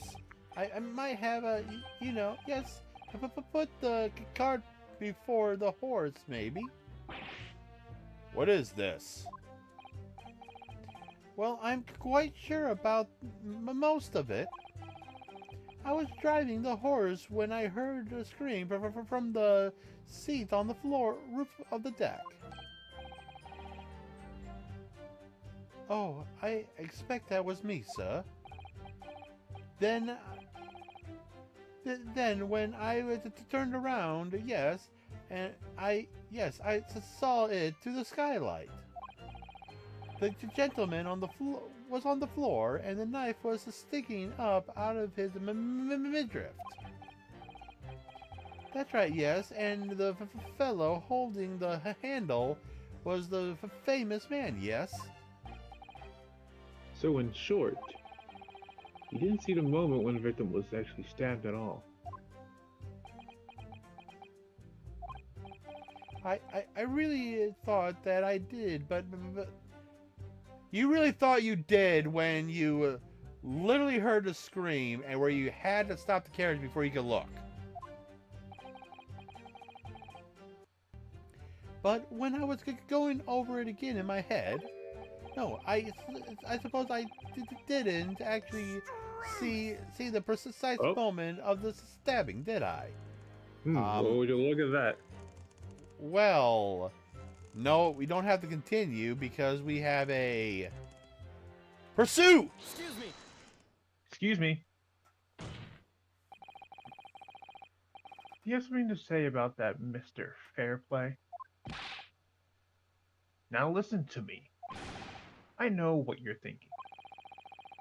You didn't really see the exact murder of the fellow was stabbed. What are the Moment. chances of that? The exact moment, not the exact murder. I didn't say murder. Yeah, you did. You said he didn't really see the exact murder the fellow was stabbed. Oh. Yeah. Are you asking me or telling me? He flustered.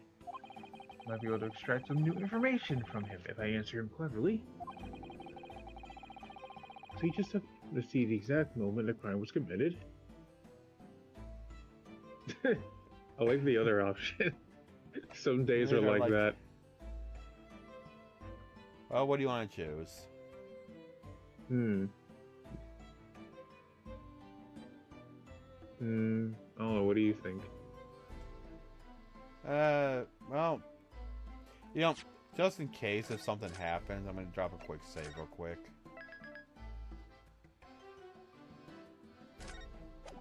And some days are just like that. Okay. Well, I suppose some days are like that. Sooner or later, you'll see something you wish you hadn't.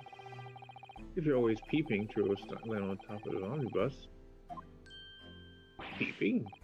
I'm a respectable city banker, I'll have you know. And I know what I saw. I remember it as clear as a Ballarat day. Whatever that is. It was a grim scene, I don't mind telling you. Thank you, Mr. Fairplay. Oh, excuse me if I was getting a little hot under the collar there, my lord. I would ask you to supplement your testimony with a clear statement of exactly what you... Wait, was that actually right? Oh, I could do that all right. I'll tell you just how grim it was. Wait, so... Oh my god! Do you think I'd forget the sight of those blood-soaked hands after the butcher stabbed the man? Well, we already know what we need for that. Yep. The defendant's leather gloves. Objection. Objection. Wow, I wasn't expecting that to happen. I was just doing it just to be funny. That's the reason why I said, "Do you know?" Because I already knew what the answer was. I wanted you to do it.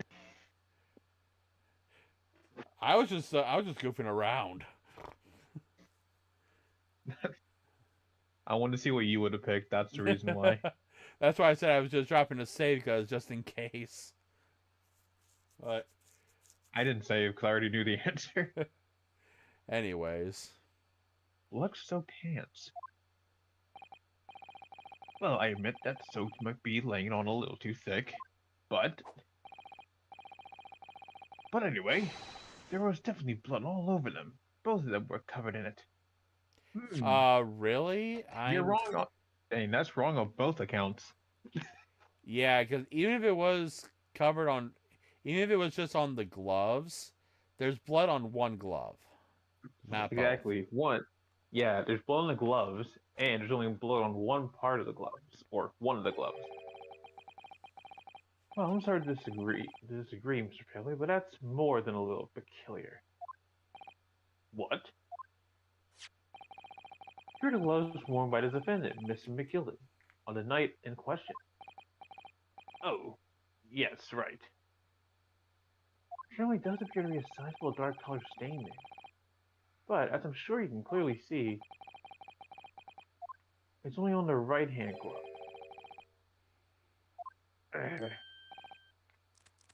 In short, Mr. Fairplay, your testimony is inconsistent. But no, that can't be right. So you're a liar then. Why is he chewing his friggin' thing? I have no idea. Okay. That's right. You were quite clear about it. You said with both hand. It was both hands. Yeah. Mr. Fairplay, if your last name was a lie, it calls your testimony into question. And your whole entire name is not Fairplay, as usual. Yeah. You say you saw the moment the victim was stabbed, but is that really the truth? Objection!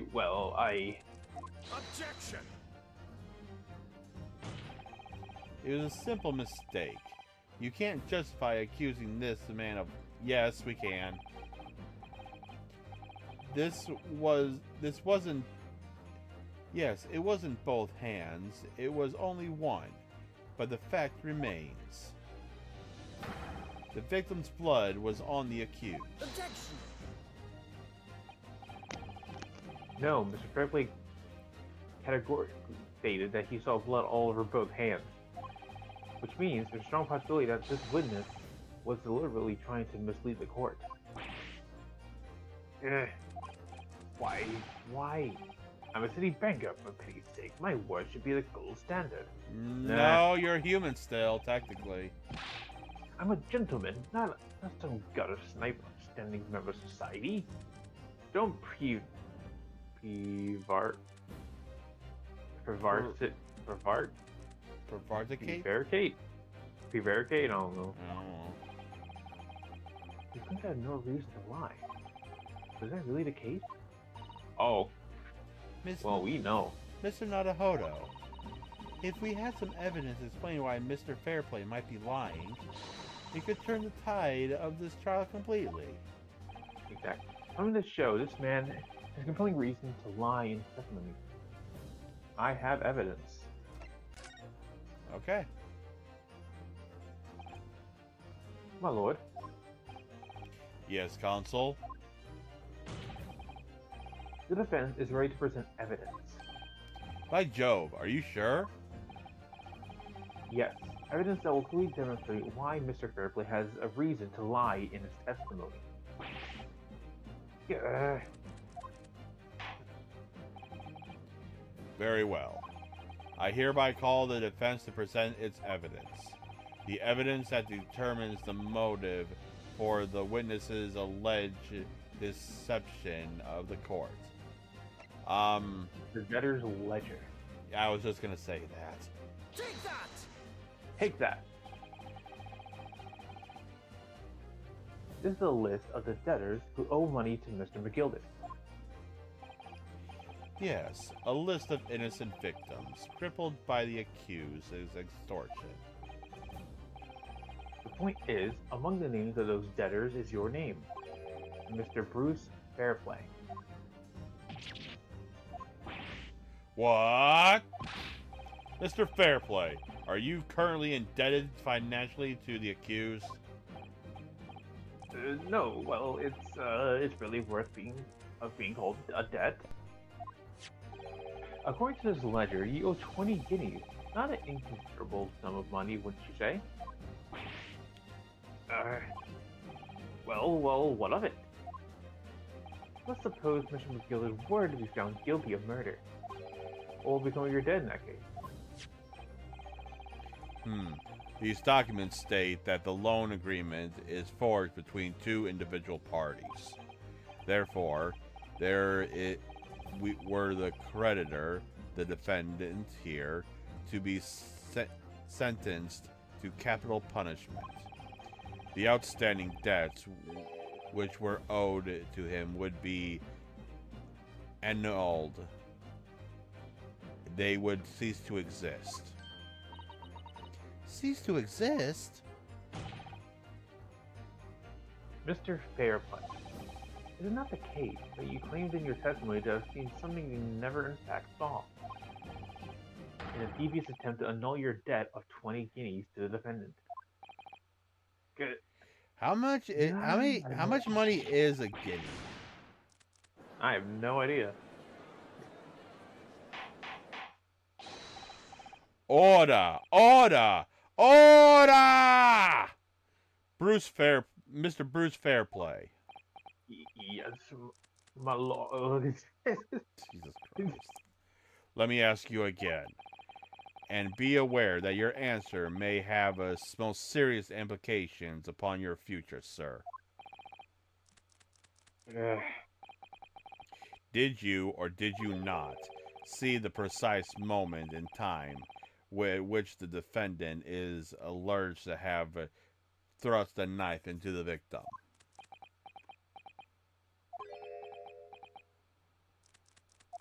The silence speaks volumes. You did not tell the truth in your testimony. Of course he didn't. None of them ever right. do. Let's not make a melodrama out of this. Perhaps I did overstate the truth a pinch. A pinch? A pinch? But it makes no difference. I definitely remember seeing blood on Mr. McGillen's hands, both of them. Objection! But what if it wasn't Mr. McGillen? And yet, only one of the defendant's gloves, which we have here as evidence, is stained. So you keep saying. And showing. Why are you quiet, Faust?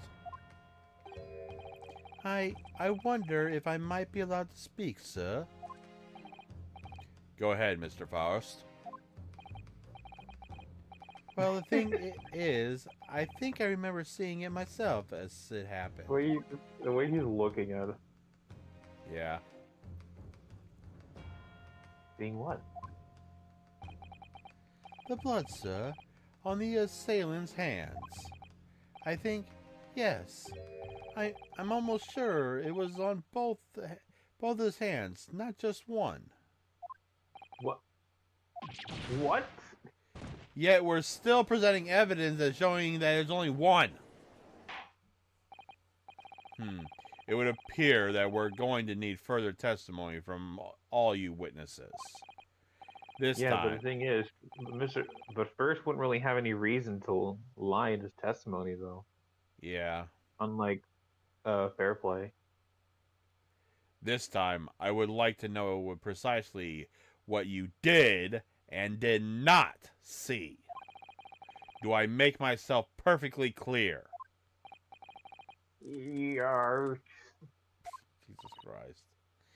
Mr. Nadahodo, this is good news. The course of the trial seems to have shifted slightly at last. Yes. I might have finally have a chance to turn things around for you. Well, about time. what the witnesses really saw. There was blood on both hands of the assailant. I sincerely and distinctly remember that. However, I suppose you might say that I didn't see the exact moment the siren transpired, if that matters. It matters. I remember seeing the knife, and I remember seeing both the attacker's hands with blood on them.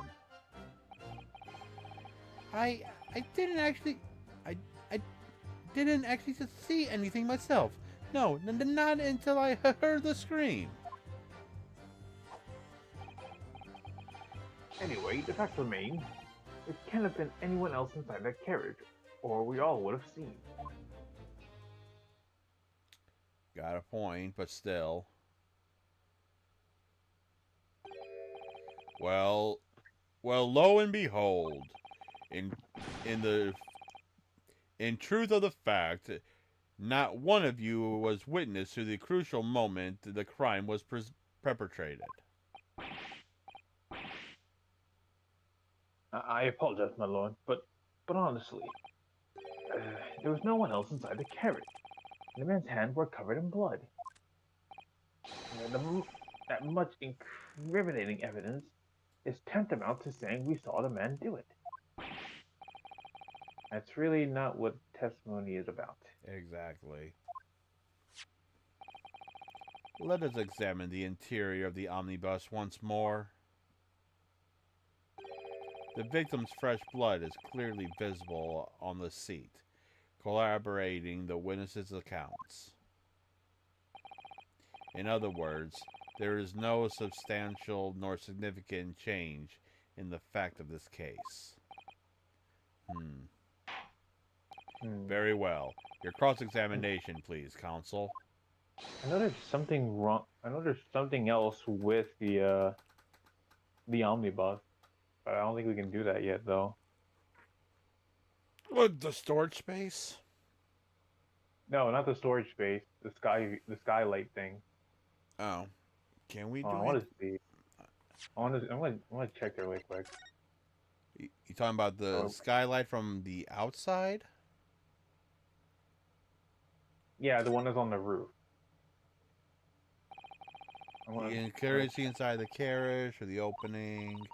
Yes, there's a I already see lamp. most of these.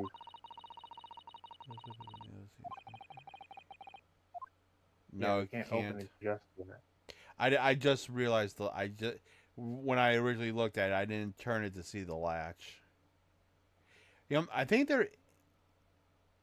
Oh no, never mind. I thought there was something else we could have examined, but it was just the.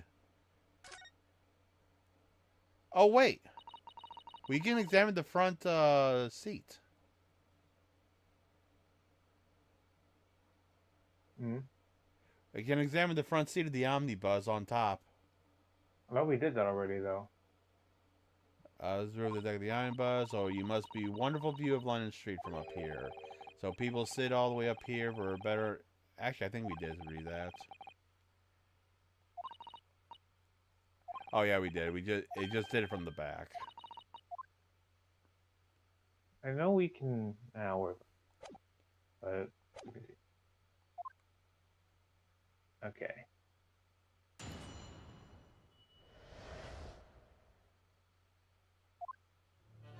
Alrighty.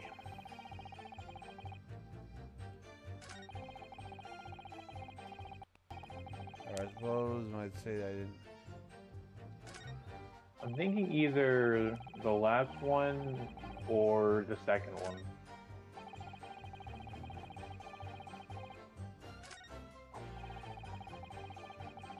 That's what I'm thinking. Well, if we got two, the second and the last, I say we go for the second. Second first. Hold it. Don't try to downplay this.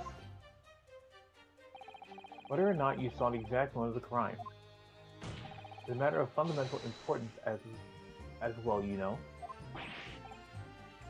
But for crying out loud, we all know that no one else could have possibly done it.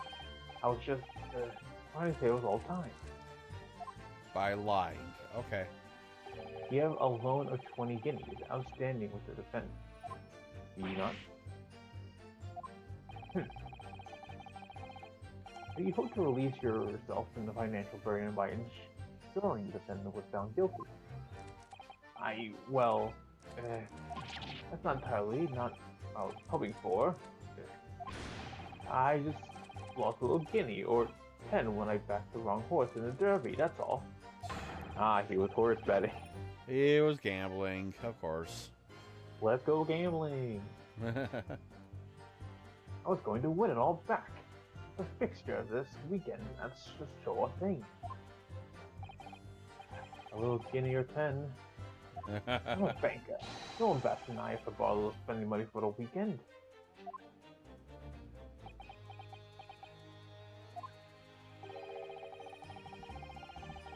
I think you have revealed rather more about your character than you bargained for, sir. The witnesses' sculptures are not on trial here. Proceed to the next witness.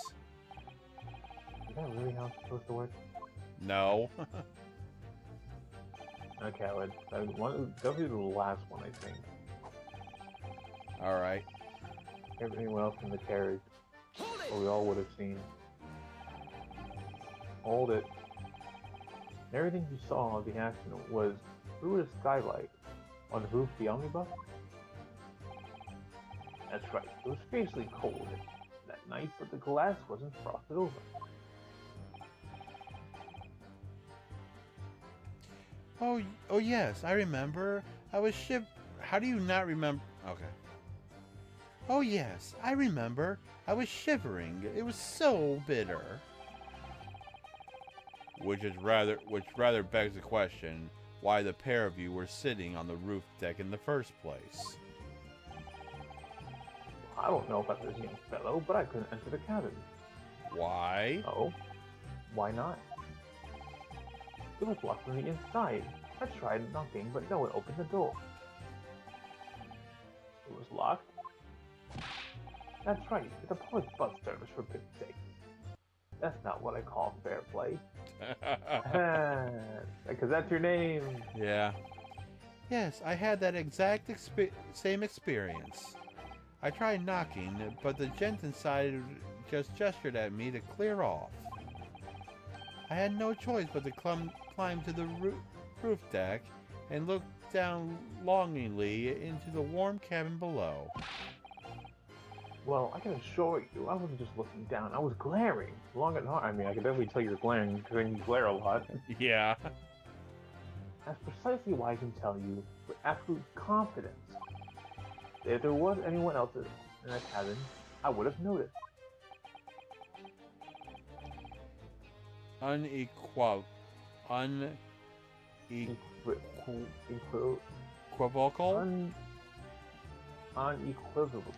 Unequivocal, I would say. I'm not sure about those two witnesses. They really have seen everything inside the cabin through the skylight? Actually, they might not be able to, actually. I do remember this part. Okay. You might have not been able to. Allow me to confirm one thing, Mr. Fairplay. Oh, then the music stopped too. Yeah. You were riding this omnibus. And witnessed events in the cabin through the skylight in the floor and the upper deck. Is that right? That's right, yes. In that case, there is a portion of the cabin interior that would have been out of sight from you. What? By golly, really? Obviously, at this stage, we can't say for sure. But the possibility cannot be denied.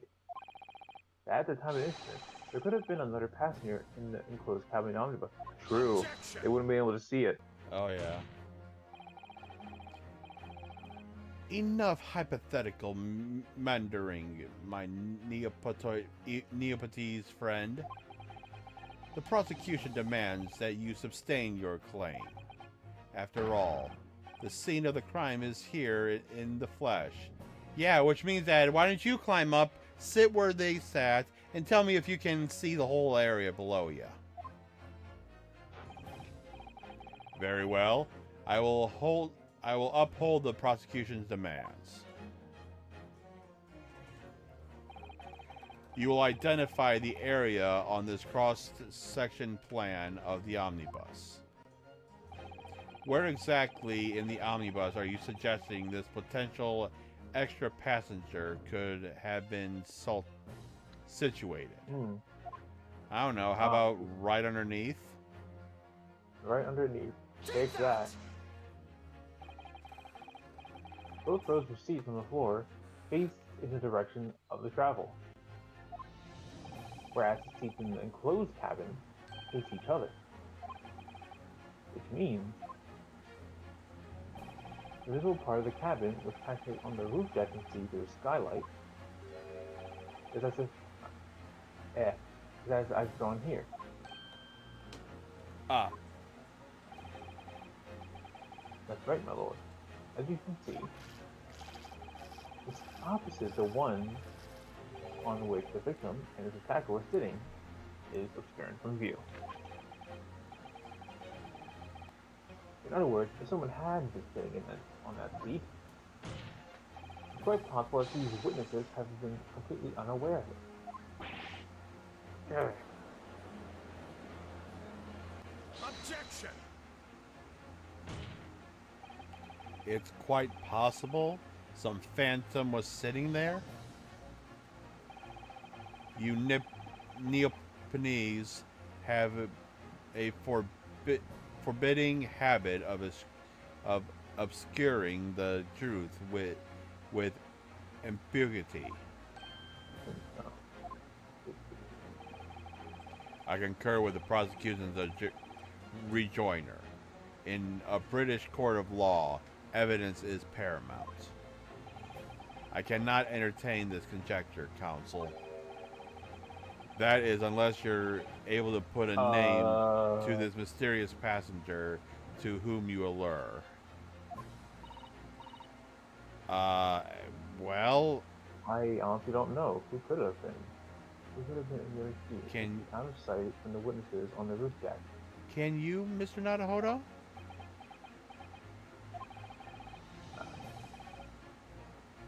I don't know. Like, we don't even have the first. Yeah, we don't. Not yet, at least. Yeah, not yet. So it was like, I don't know. I mean, really, the only option we have is really, I have no idea. Because there's no one in the court record. Oh, you must have you skipped ahead a little bit.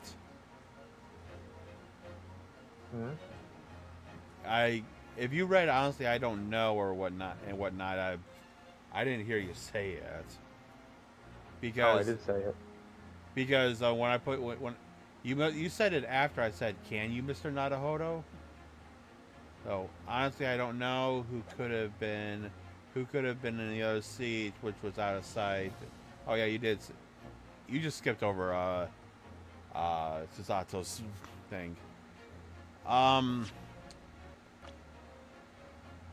Actually, we don't. We have no idea.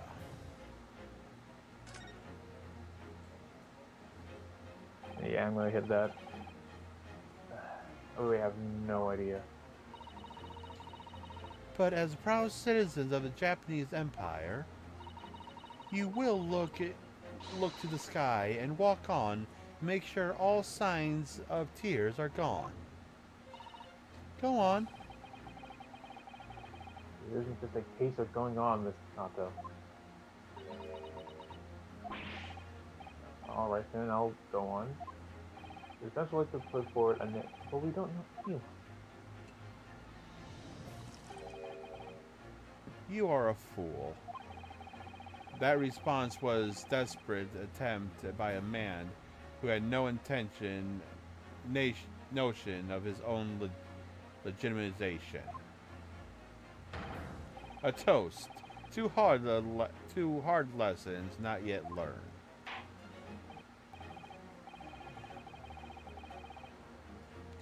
Let's not delay, Counsel. The defense is still to name the passenger in the other seat.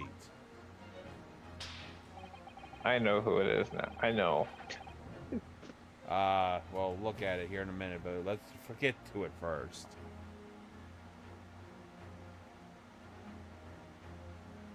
I don't know how I could this one. This could be it. This could be the chance I've been waiting for to turn the trial in my favor. On that night, on the night of the murder, the person occupying the seat on it was that cabin restored from view was McGilded. Oh, but wait, didn't? Yeah, that would actually make sense. Just trust me, it's McGilded. Yeah, because yeah, but if we think about it for a second, it is because it. He said he just saw. But wait, forget it. So take that. The passenger in the enclosed cabin that the witnesses on the roof deck failed to see has to have been Mr. Magnus McGilded.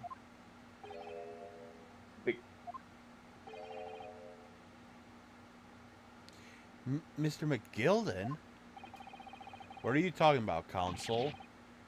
That's the name of the defendant. Objection.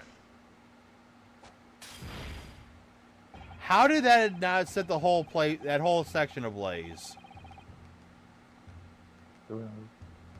If I disgrace this chamber by smashing my hollow chalice, do forgive the You already did.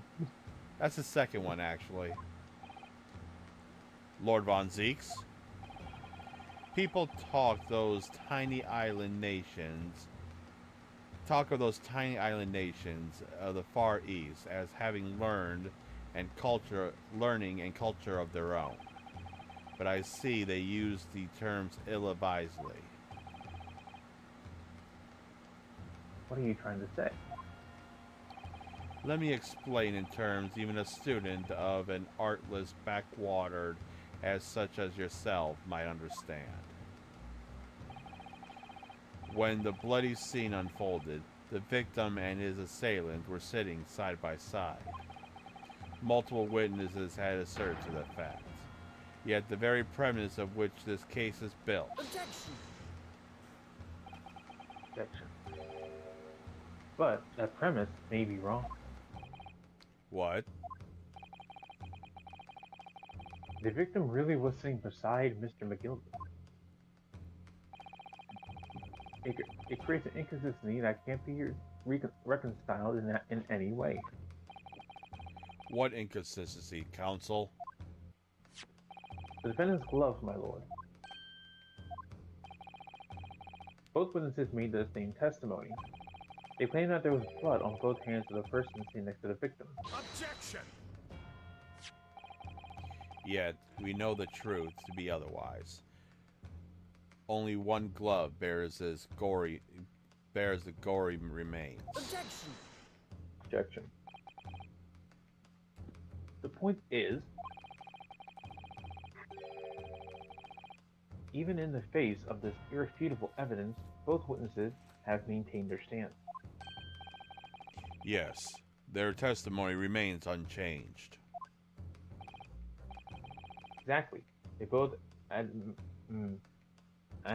Admittedly. Admittedly, freaking brain. They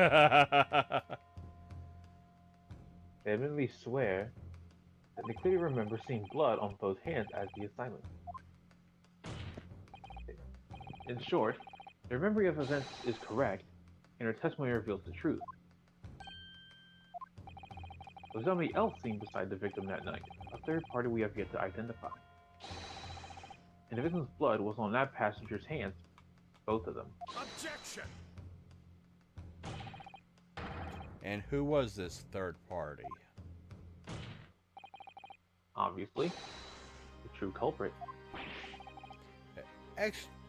Extraordinary.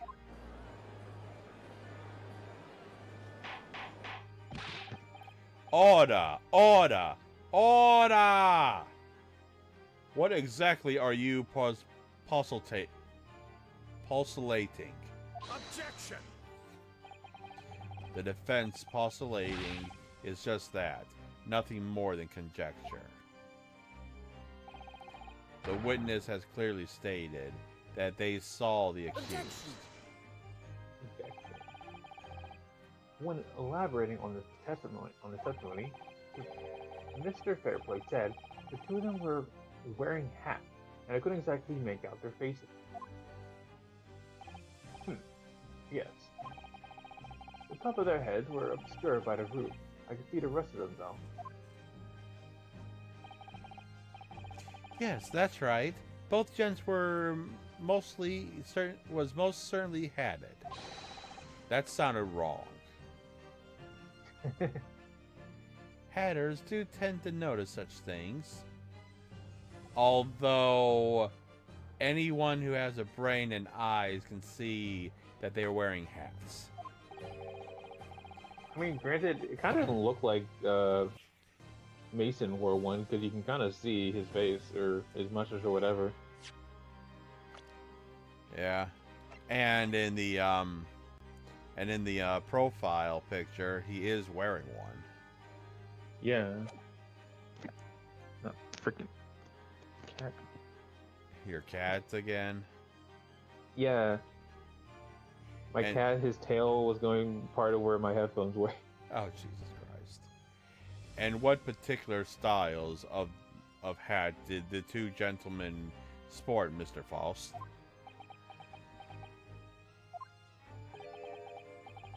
I'm afraid I don't remember. And honestly, it's kind of hard to see what kind of hat if you only see a bit of it. Yeah. You call yourself a hatter? A Mad Hatter? I mean, I wouldn't say he's a Mad Hatter, but... The style of hat makes no difference. There was no third passenger in that cabin. How can you be so sure? Because if there had been, the accused, Mr. McGillard, would have undoubtedly have offered to dispose that fact. Unless, that is, you are proposing an even more preposterous explanation. That the accused failed to even notice the presence of the true culprit in the very cabin in which he traveled. Ah, Yeah, he got the point. he's right. If there was another person traveling in an enclosed cabin on the island, inconceivable that Mr. McGilder would have been unaware of it. Order! There is currently clearly a simple solution to this problem. Bring the accused, Mr. McGillen, to the stand. Well, what do you say? I gotta figure out a different voice for the judge because I'm blending the judge and Von Zeeks. I mean, just do what you originally did, make Von Zeke sound like a vampire. Yeah, I tried and failed at that, by the way. Oh,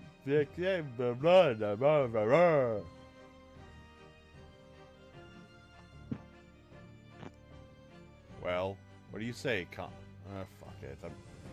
Probably that two people have the same voice, so whatever. Well, what do you say, counsel? Prosecution objects, my lord. Yeah. Fuck it, on what grounds? As a suspect, he would have already made a full statement to the police. But what if there's some reason why he's not able to speak freely? Magnus McGillen is no uneducated ruffian. If it indeed turns out that the man has been withholding information, you can be sure that it would have been a most deliberate act. Counsel, for the defense, what is your opinion? My lord. We have to Mr. McGill to testify or not. If we don't, then everything is fucked. So demand his testimony. So we literally don't have a choice. You know, gives us one. Yes, we need to hear what he has to say in order to find out the truth. The defendants would like to call Mr. McGilded to the stand. Why are you raising your hand like a school kid? I mean, technically he is technically in school if you think about it. True. In that case, I would like to hear the opinion of the jury. Yes, I seem to need little time to consider. If you ask me, I think we should hear what Mr. McGill has to say. Get the man out here already, I say. It would be utterly illogical not to hear his testimony. When something needs doing, get it done. That's how I run things at the guild. Hearing what the patron of my favorite little podcast say, yes, that'd be lovely. Yes. The jury says the man must be heard. Very well. The court will hear the defendant's testimony. Bailiff, show the defendant to the stand at once.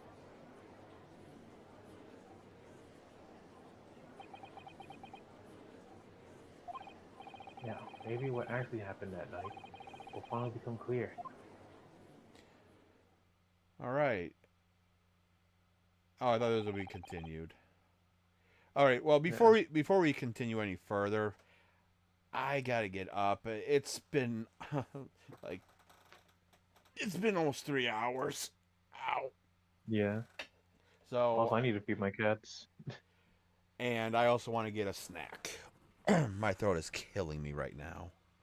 Using my deep voice for so long, it's actually not good on my throat. If you can actually believe that. So, ladies and gentlemen, we will be back momentarily. Stay tuned and be amazed.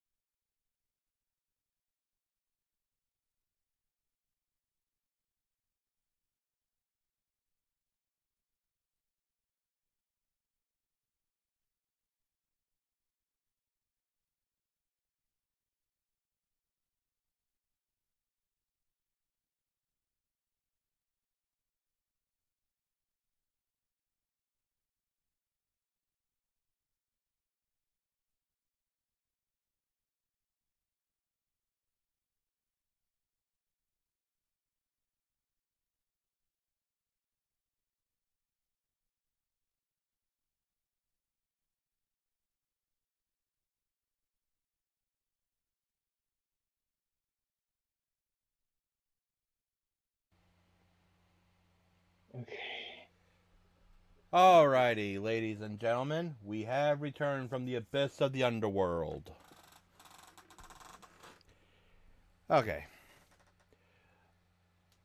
Let proceedings be resumed. That's appropriate to when we got to the fact that we got back. Yeah, that is so true. Mr. McGillard, have you been listening to the scores of the day?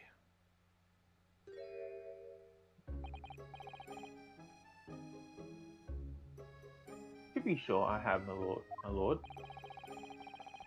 There are now two matters on which the court desires to hear from you. The first is whether or not there was a third party with you in the omnibus cabin as proposed by the defense. And second is that if such a person were indeed present, why did you conceal the fact from the police? Gad, no. It is not in my nature to hide anything at all. Just answer the question, please.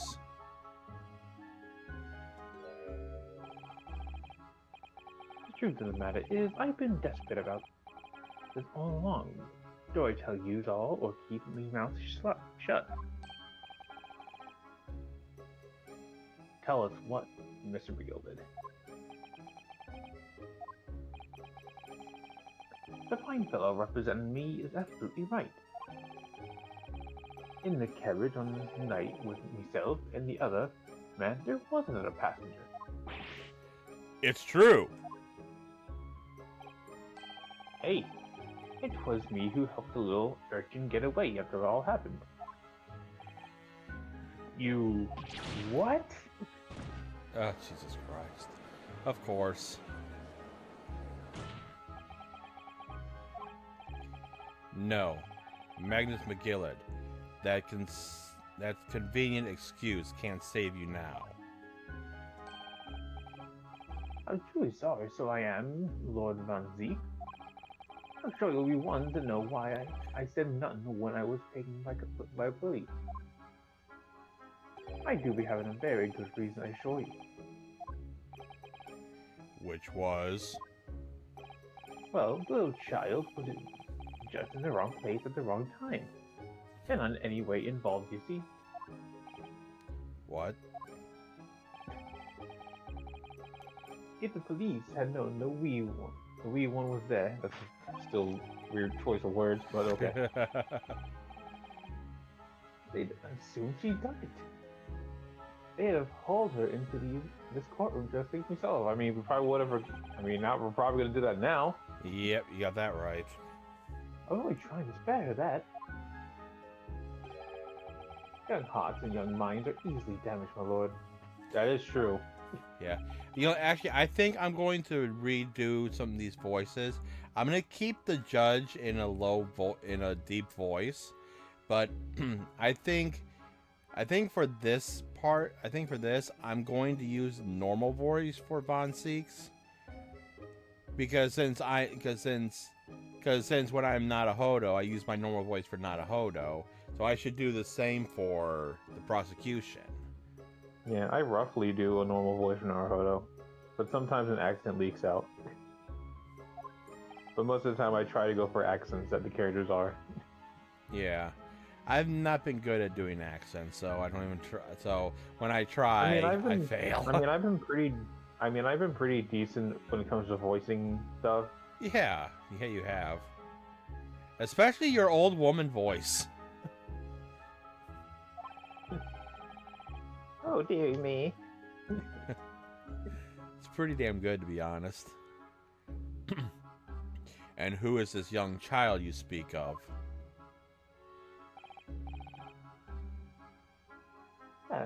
I don't know.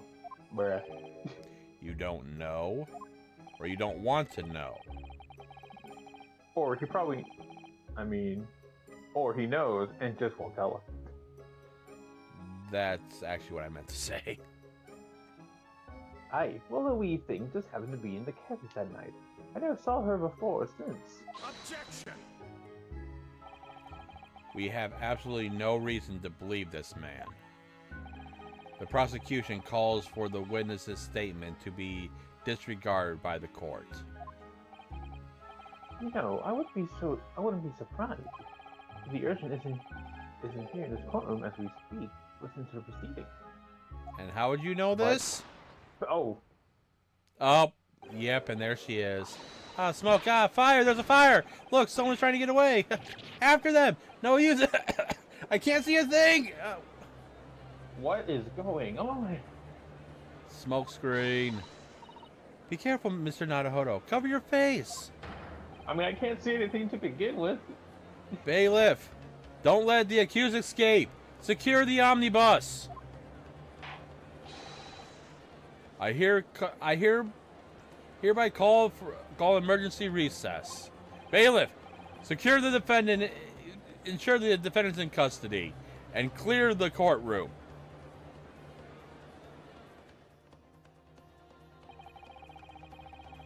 We were hurriedly removed from the smoke-filled courtroom by the bailiff.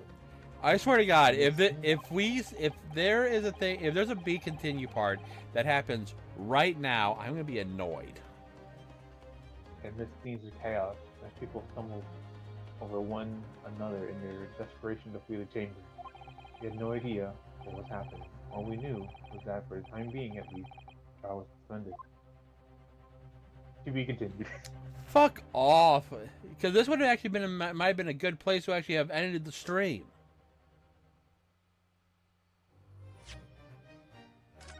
Well, we surely can't end it. We can't end it now. We just got back from taking a break. I mean, the question is, when do we stop now? We'll figure it out. Also, it's been like almost 3 hours. It's been 3 hours. We started. They started at 10. And it's 1 o'clock. Well, almost 1. Well, I'm talking about in-game time, not actual time. Oh, in-game time? It's in-game time has actually almost been 3 hours. Because it says 18 Oh, 18 wow. February, 12:52 p.m. So it's actually been almost 3 hours Yep. since the beginning of this trial in the game. Do you want to... We should keep going, but do you think that we should stop because this is actually a perfect place to stop? I'm thinking maybe we can probably stop after, or either the beginning or before the cross-examination. Maybe. Yeah, I mean, we could go longer because we have been going for 4 hours before. I mean, we could stop at the next witness testimony. Yep. We'll go for another, either a half hour to an hour. I mean, that's what I was thinking. At least just go until the witness testimony starts. So, all right. Anywho, what on earth just happened in there? Mr. Nadahodo, I managed to find out what happened. Mr. Sato. I was told it was an advanced form of smoke grenade, a type exploding device that releases smoke. Oh, I never knew a smoke grenade would release, I don't know, smoke? A smoke grenade? It sounds like the sort of thing that ninjas use. Smoke bombs, basically. Smoke bomb. They're gone.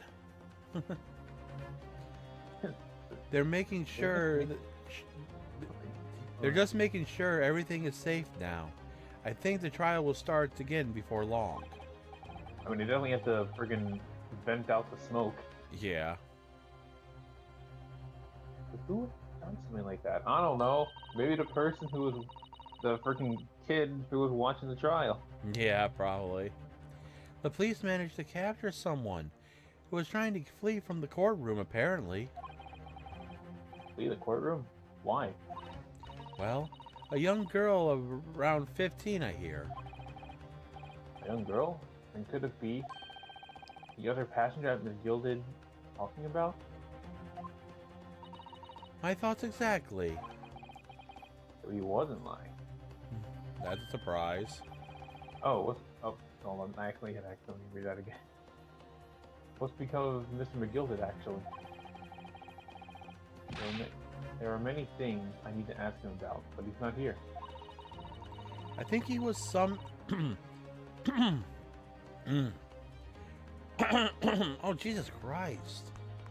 Hold on.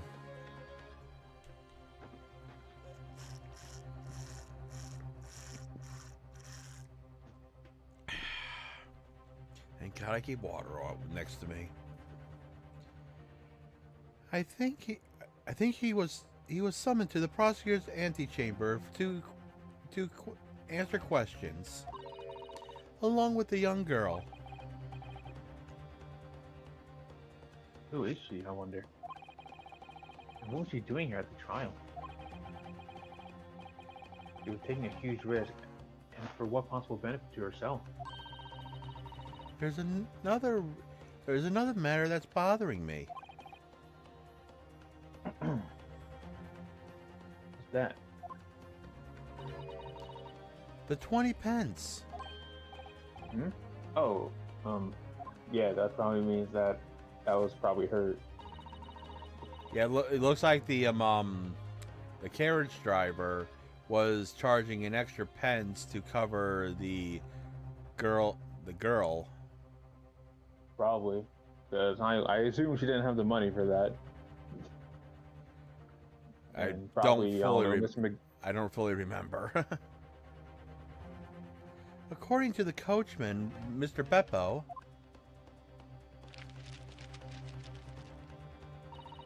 he took 4 passengers that night at a fare of 5 pence each.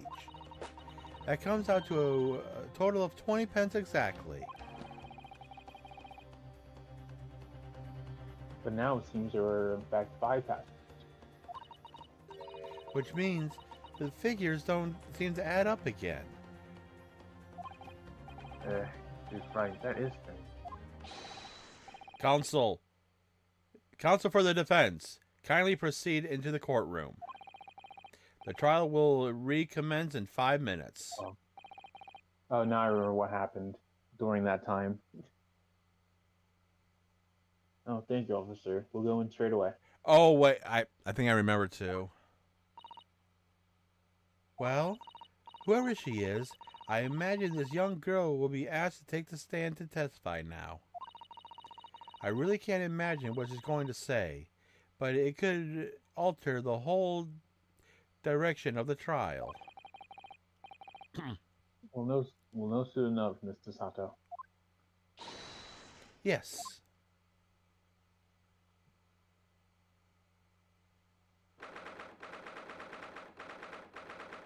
Now it is exactly 1 p.m. Yep. There she is. Yep.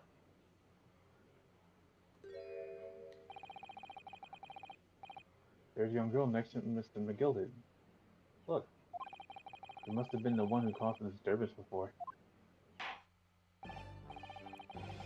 Well, after a rather eventful recess, the court will now resume the trial of Mr. McGinnis McGilded. Now then, Lord Von Zieks. Yes, my lord?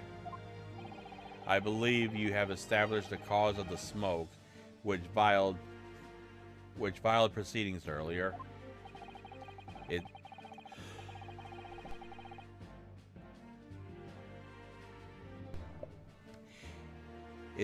It seems to have been an advanced form of smoke grenade of the sort typically employed by the army. Good gracious, the army? What in devil's name? It was an elaborate attempt by a young girl to cloak her escape from the public gallery, and she was caught. And now occupies the stand. Your name, girl? Well, that was rude. Are you responsible for the smoke grenade which induced such pandemonium here in my courtroom? What is the meaning of this horrible behavior?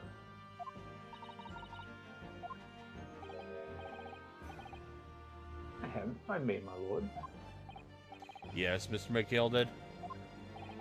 I think perhaps I ought to explain here. Why is it that this wee lass was here in the first place, and why she tried to vote like that? Because she's guilty? So, she's all tied up with the events of that night, so it is.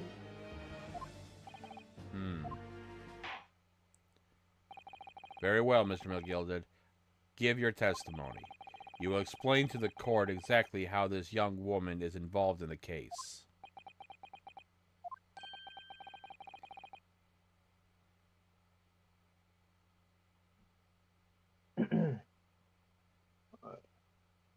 What did happen that night? Not like a defense lawyer needs that information or anything.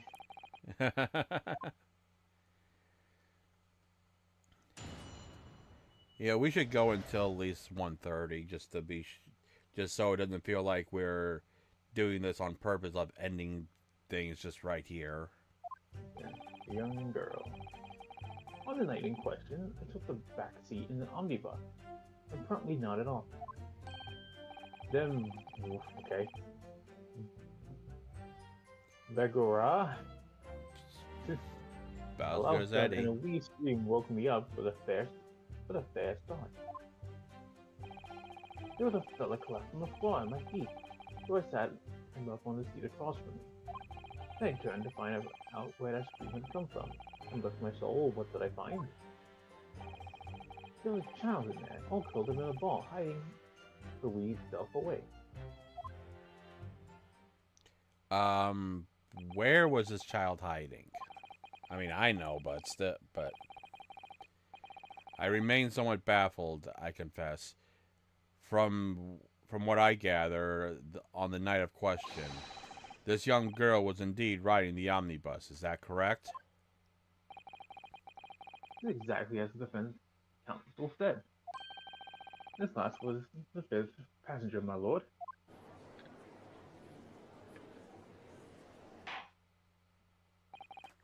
Very well. The defense may now cross-examine the witness. Are you ready, counsel? Yes, my lord. Or rather, no. I have no idea where to start. Well, then, I guess we start at part 1 and just start pressing. Young girl. On the night in question. Press! And when you first got to Omnibus, were any other passengers already on board? There were not. The cabin was empty, and there was no one on the roof deck either. You were the first passenger, as it were. I see. Aye, and that's why I took the backside as I did. It's the most comfortable, so it is. Could Can you you... explain exactly what you mean by the back seat? A back seat is a back seat. What can you mean? By all means, that's how you already described it earlier. I'm talking about the seat opposite the one in which the four gentlemen who were stabbed was sitting. Like I said, this is the most comfortable and where I feel it most at ease. And of course, I enjoy gazing at the skylight from time to time as well.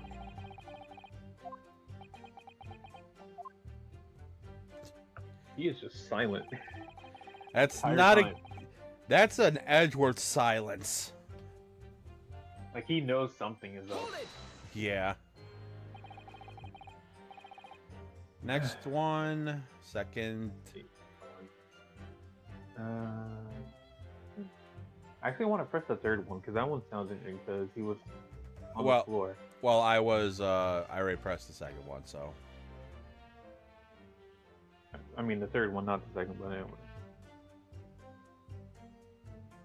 A loud thud, you say? In a scream?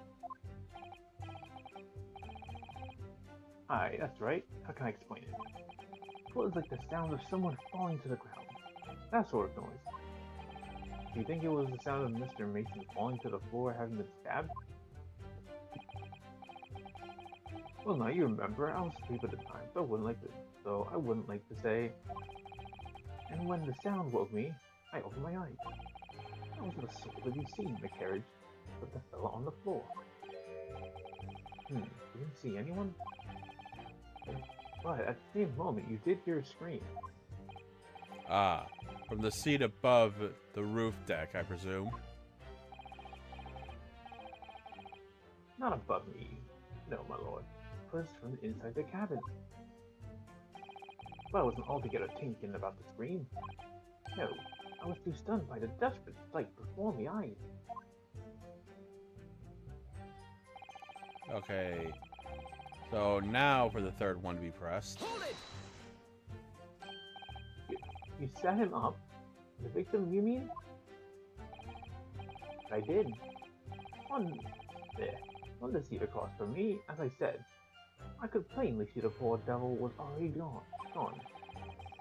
And you wouldn't leave a dead man just lying on the floor, now would you? Normal person, probably. It's common courtesy, so it is. I find that a little hard to believe. Wow, he's finally saying something. Yeah, I know, right? Alright, Lord Fonzie. Now why would that be?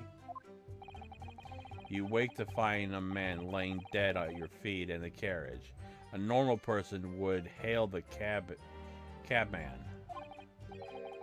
Anyway, upstanding member of London society that it is. Well now, as you know, I'm in something of a special line of business. The business of lending money at expired rates of interest. Unfortunately, my lord, everyone is thankful for the help I offer them, and so would even see me dead.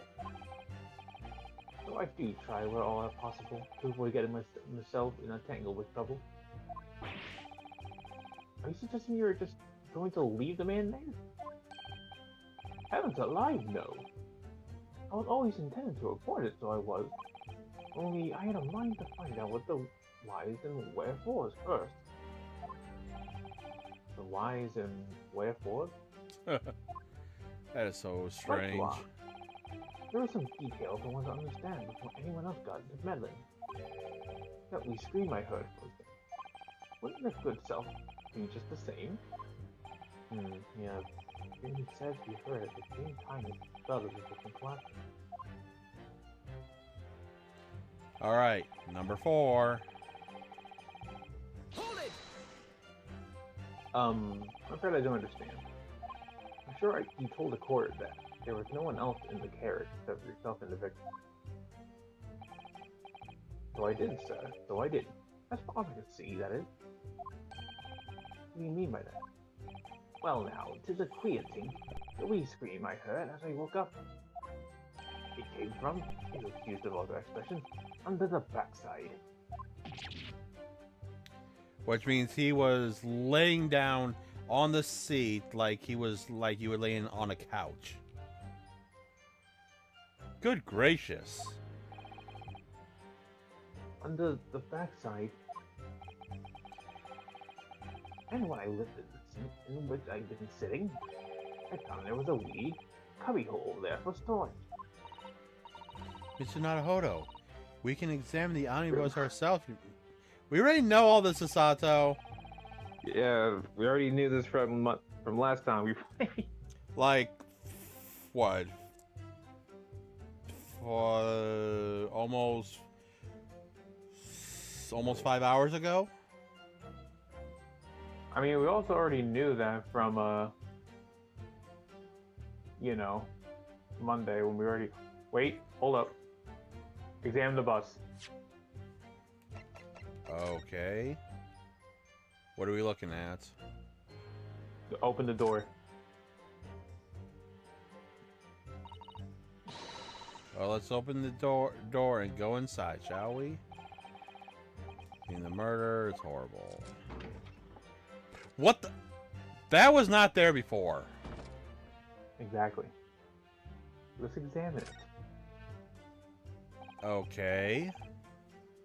That's blood, isn't it? That was not there before, correct? Nope. Or it am I wasn't. losing it? No, you're right. It wasn't there before, but it is now. Is something wrong? Oh, it's just, well, this wasn't so obvious, that's all. Yet Van Z made no mention of it. I suppose it does seem a little strange. Why do I have such a bad feeling about this? And then also, let's see right now. Let's see, can I open this thing? Yep. And what the? Okay, game, what are you playing at? What? Did you open the seat? Oh, I'll not to do that. Oh yeah, nothing in there. I'm Okay. going. I just clicked the empty area. Okay. There's a storage compartment, but there's nothing in here. It's totally empty. It doesn't seem right here, but I can't put my finger on it. Okay, hold on.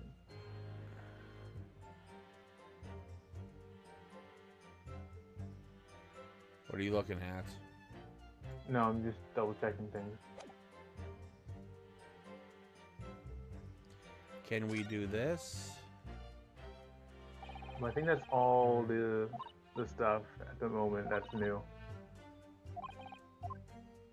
Okay.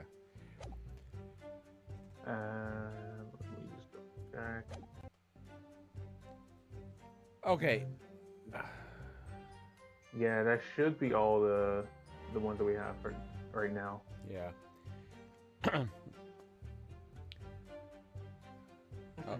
Okay, and I just got Anyway. yes, of Yes, course. the whole bus was submitted as evidence. This would be a very good time to have a thorough look around inside. We just did. Yeah. And that's when I found her. And now the last one. Yep. Hold it! But Hold it. But the thing is that I think this is the first time that they ever did that, because you would see everything when you do it, and not just something that gets rendered in later.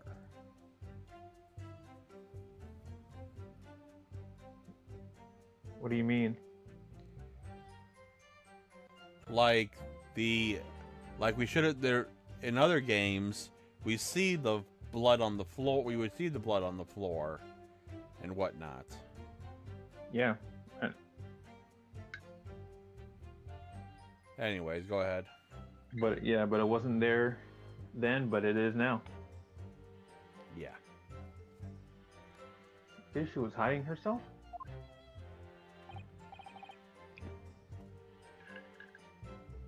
Ah, that's right. It was hard to see in the dim lamplight, but she was all curled up in a wee ball. Her eyes met well. I nearly stopped beating in my chest. You're really overreacting to this. Still, and all, I pulled her out from under there and sat her on the seat opposite so I could have a wee chin. That's a weird way to talk to say you talk to a Chinwag? person. Jigwag? A weird way to say you talk. A chin wag, but that's still a weird way to say you talk to somebody. No kidding. A chin wag with her. The opposite. That's right, just next to the dead gentleman there. You sat the young girl next to a corpse, sir? What's wrong Well, with if you? That ain't traumatizing to a kid. I don't know what. Exactly. Well, as I'm sure I mentioned, a gentleman in my position can all too often find himself in mortal danger. So, I need to find out just who this urchin was, you see. Hmm. And while I was in the middle of talking with her, I heard another scream, a fellow's voice this time. Recently, that was Mr. First, who was sitting on the roof deck seat. Right you are again, I would say, sir. Looking down through the skylight, he must have seen a young girl and gentleman with a knife in his belly. In other words, the previous witness did not in fact see you at all, Mr. McGilded. What they believed to be yourself and the victim was in fact this girl and the late Mr. Mason. Aye, my lord. I was as I think everyone understands now. That's the back of the carriage out of sight.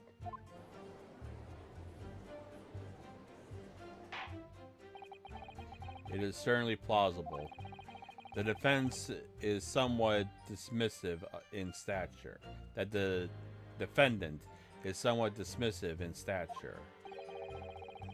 And readily confused perhaps with this young girl. After that, of course, with the scream from the gentleman over us, the driver realized something was wrong and pulled up the horses. Thank you. I've heard enough. The events have been explained are clear in my mind. However, at least one conundrum remains. Who is this young girl? And she's still not answering. Her name is Gina Lestrade, my lord. She's a chancer, earns her crust among large crowds of revealing people of their purses. Oh, she's a pickpocketer. What's commonly called a pickpocket. What? This girl here is a petty thief? Looks like it. Order! Order! Is this true, Miss Lestrade? Miss Lestrade, will you answer the question? Oh, God. Pink grenade, pink smoke. How dare you? What's the meaning of this? Bailiff, catch her! Ah, the girl, she's gone.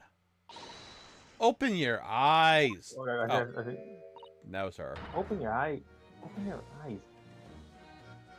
I'm over here. Good gracious, how? What was You just moved. You just changed spots. Yeah. What was the point of that little sidestep? I know what you lot are thinking. Grown-ups are all the same. This dirty little dipper, you'll say, slipping up and got caught on the job. She got herself backed into a corner, so she knifed a gent. Go on, that's what's in your head, ain't it? No, not at all. This is a court of law. We're here to determine the truth, not cast. Oh, God. Why green for him? I have no idea. But glad I didn't stain. True. Look, knives are for cowards. Only thugs use weapons like that. All I need for what I do is these fingers. I'm a professional, alright? Maybe not in your eyes, but I got pride in what I do. Let me guess, you don't count smoke guns among weapons for thugs. Oh, did? Yeah, this was in a bag I lifted the other day. Down where they keep the four-wheel drags. It's nice, isn't it? I like the pink best. Oh, wait, hold on. That's Symbol. Yeah, yeah, I know what it is. That looks very similar to Sherlock Holmes's goggles. Exactly. Ah, do not wave that thing in my direction again. And Fonzie is just going, I'm going to pour myself some more wine. Although I've only drank maybe one glass and destroyed two. So, you admit that you were riding in the omnibus on the night in question? I feel like less of riding and more just there. Yeah.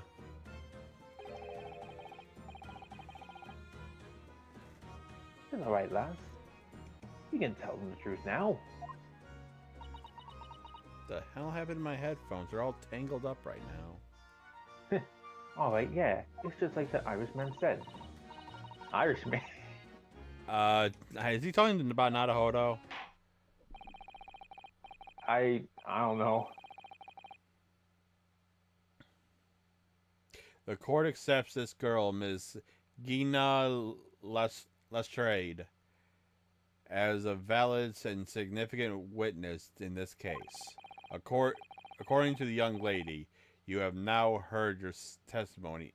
We will now hear your testimony, please. You will tell the court exactly what happened on the omnibus the night of question. Alright. If I have to. Alright, and with that, this would be a good place for us to stop. Yeah. I would keep going, but if it wasn't for the fact we just had to be continued, which would have been a better place to stop, I probably would have kept going if it wasn't for that.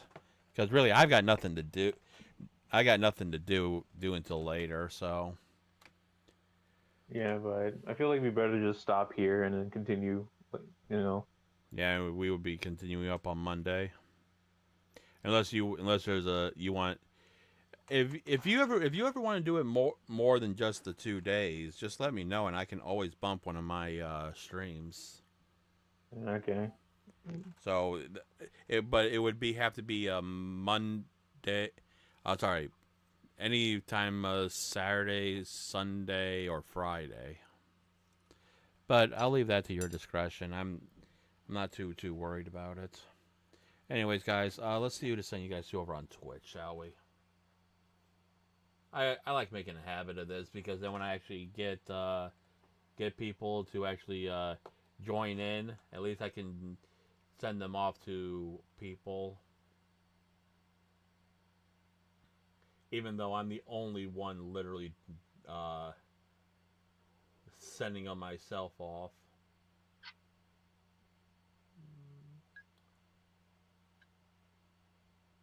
Yeah, okay, I'll send you guys there.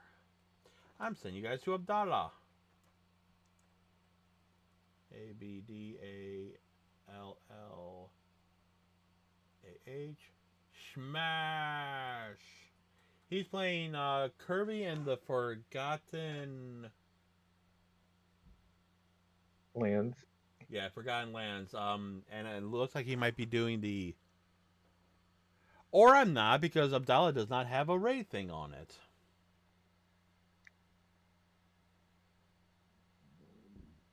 Excuse me.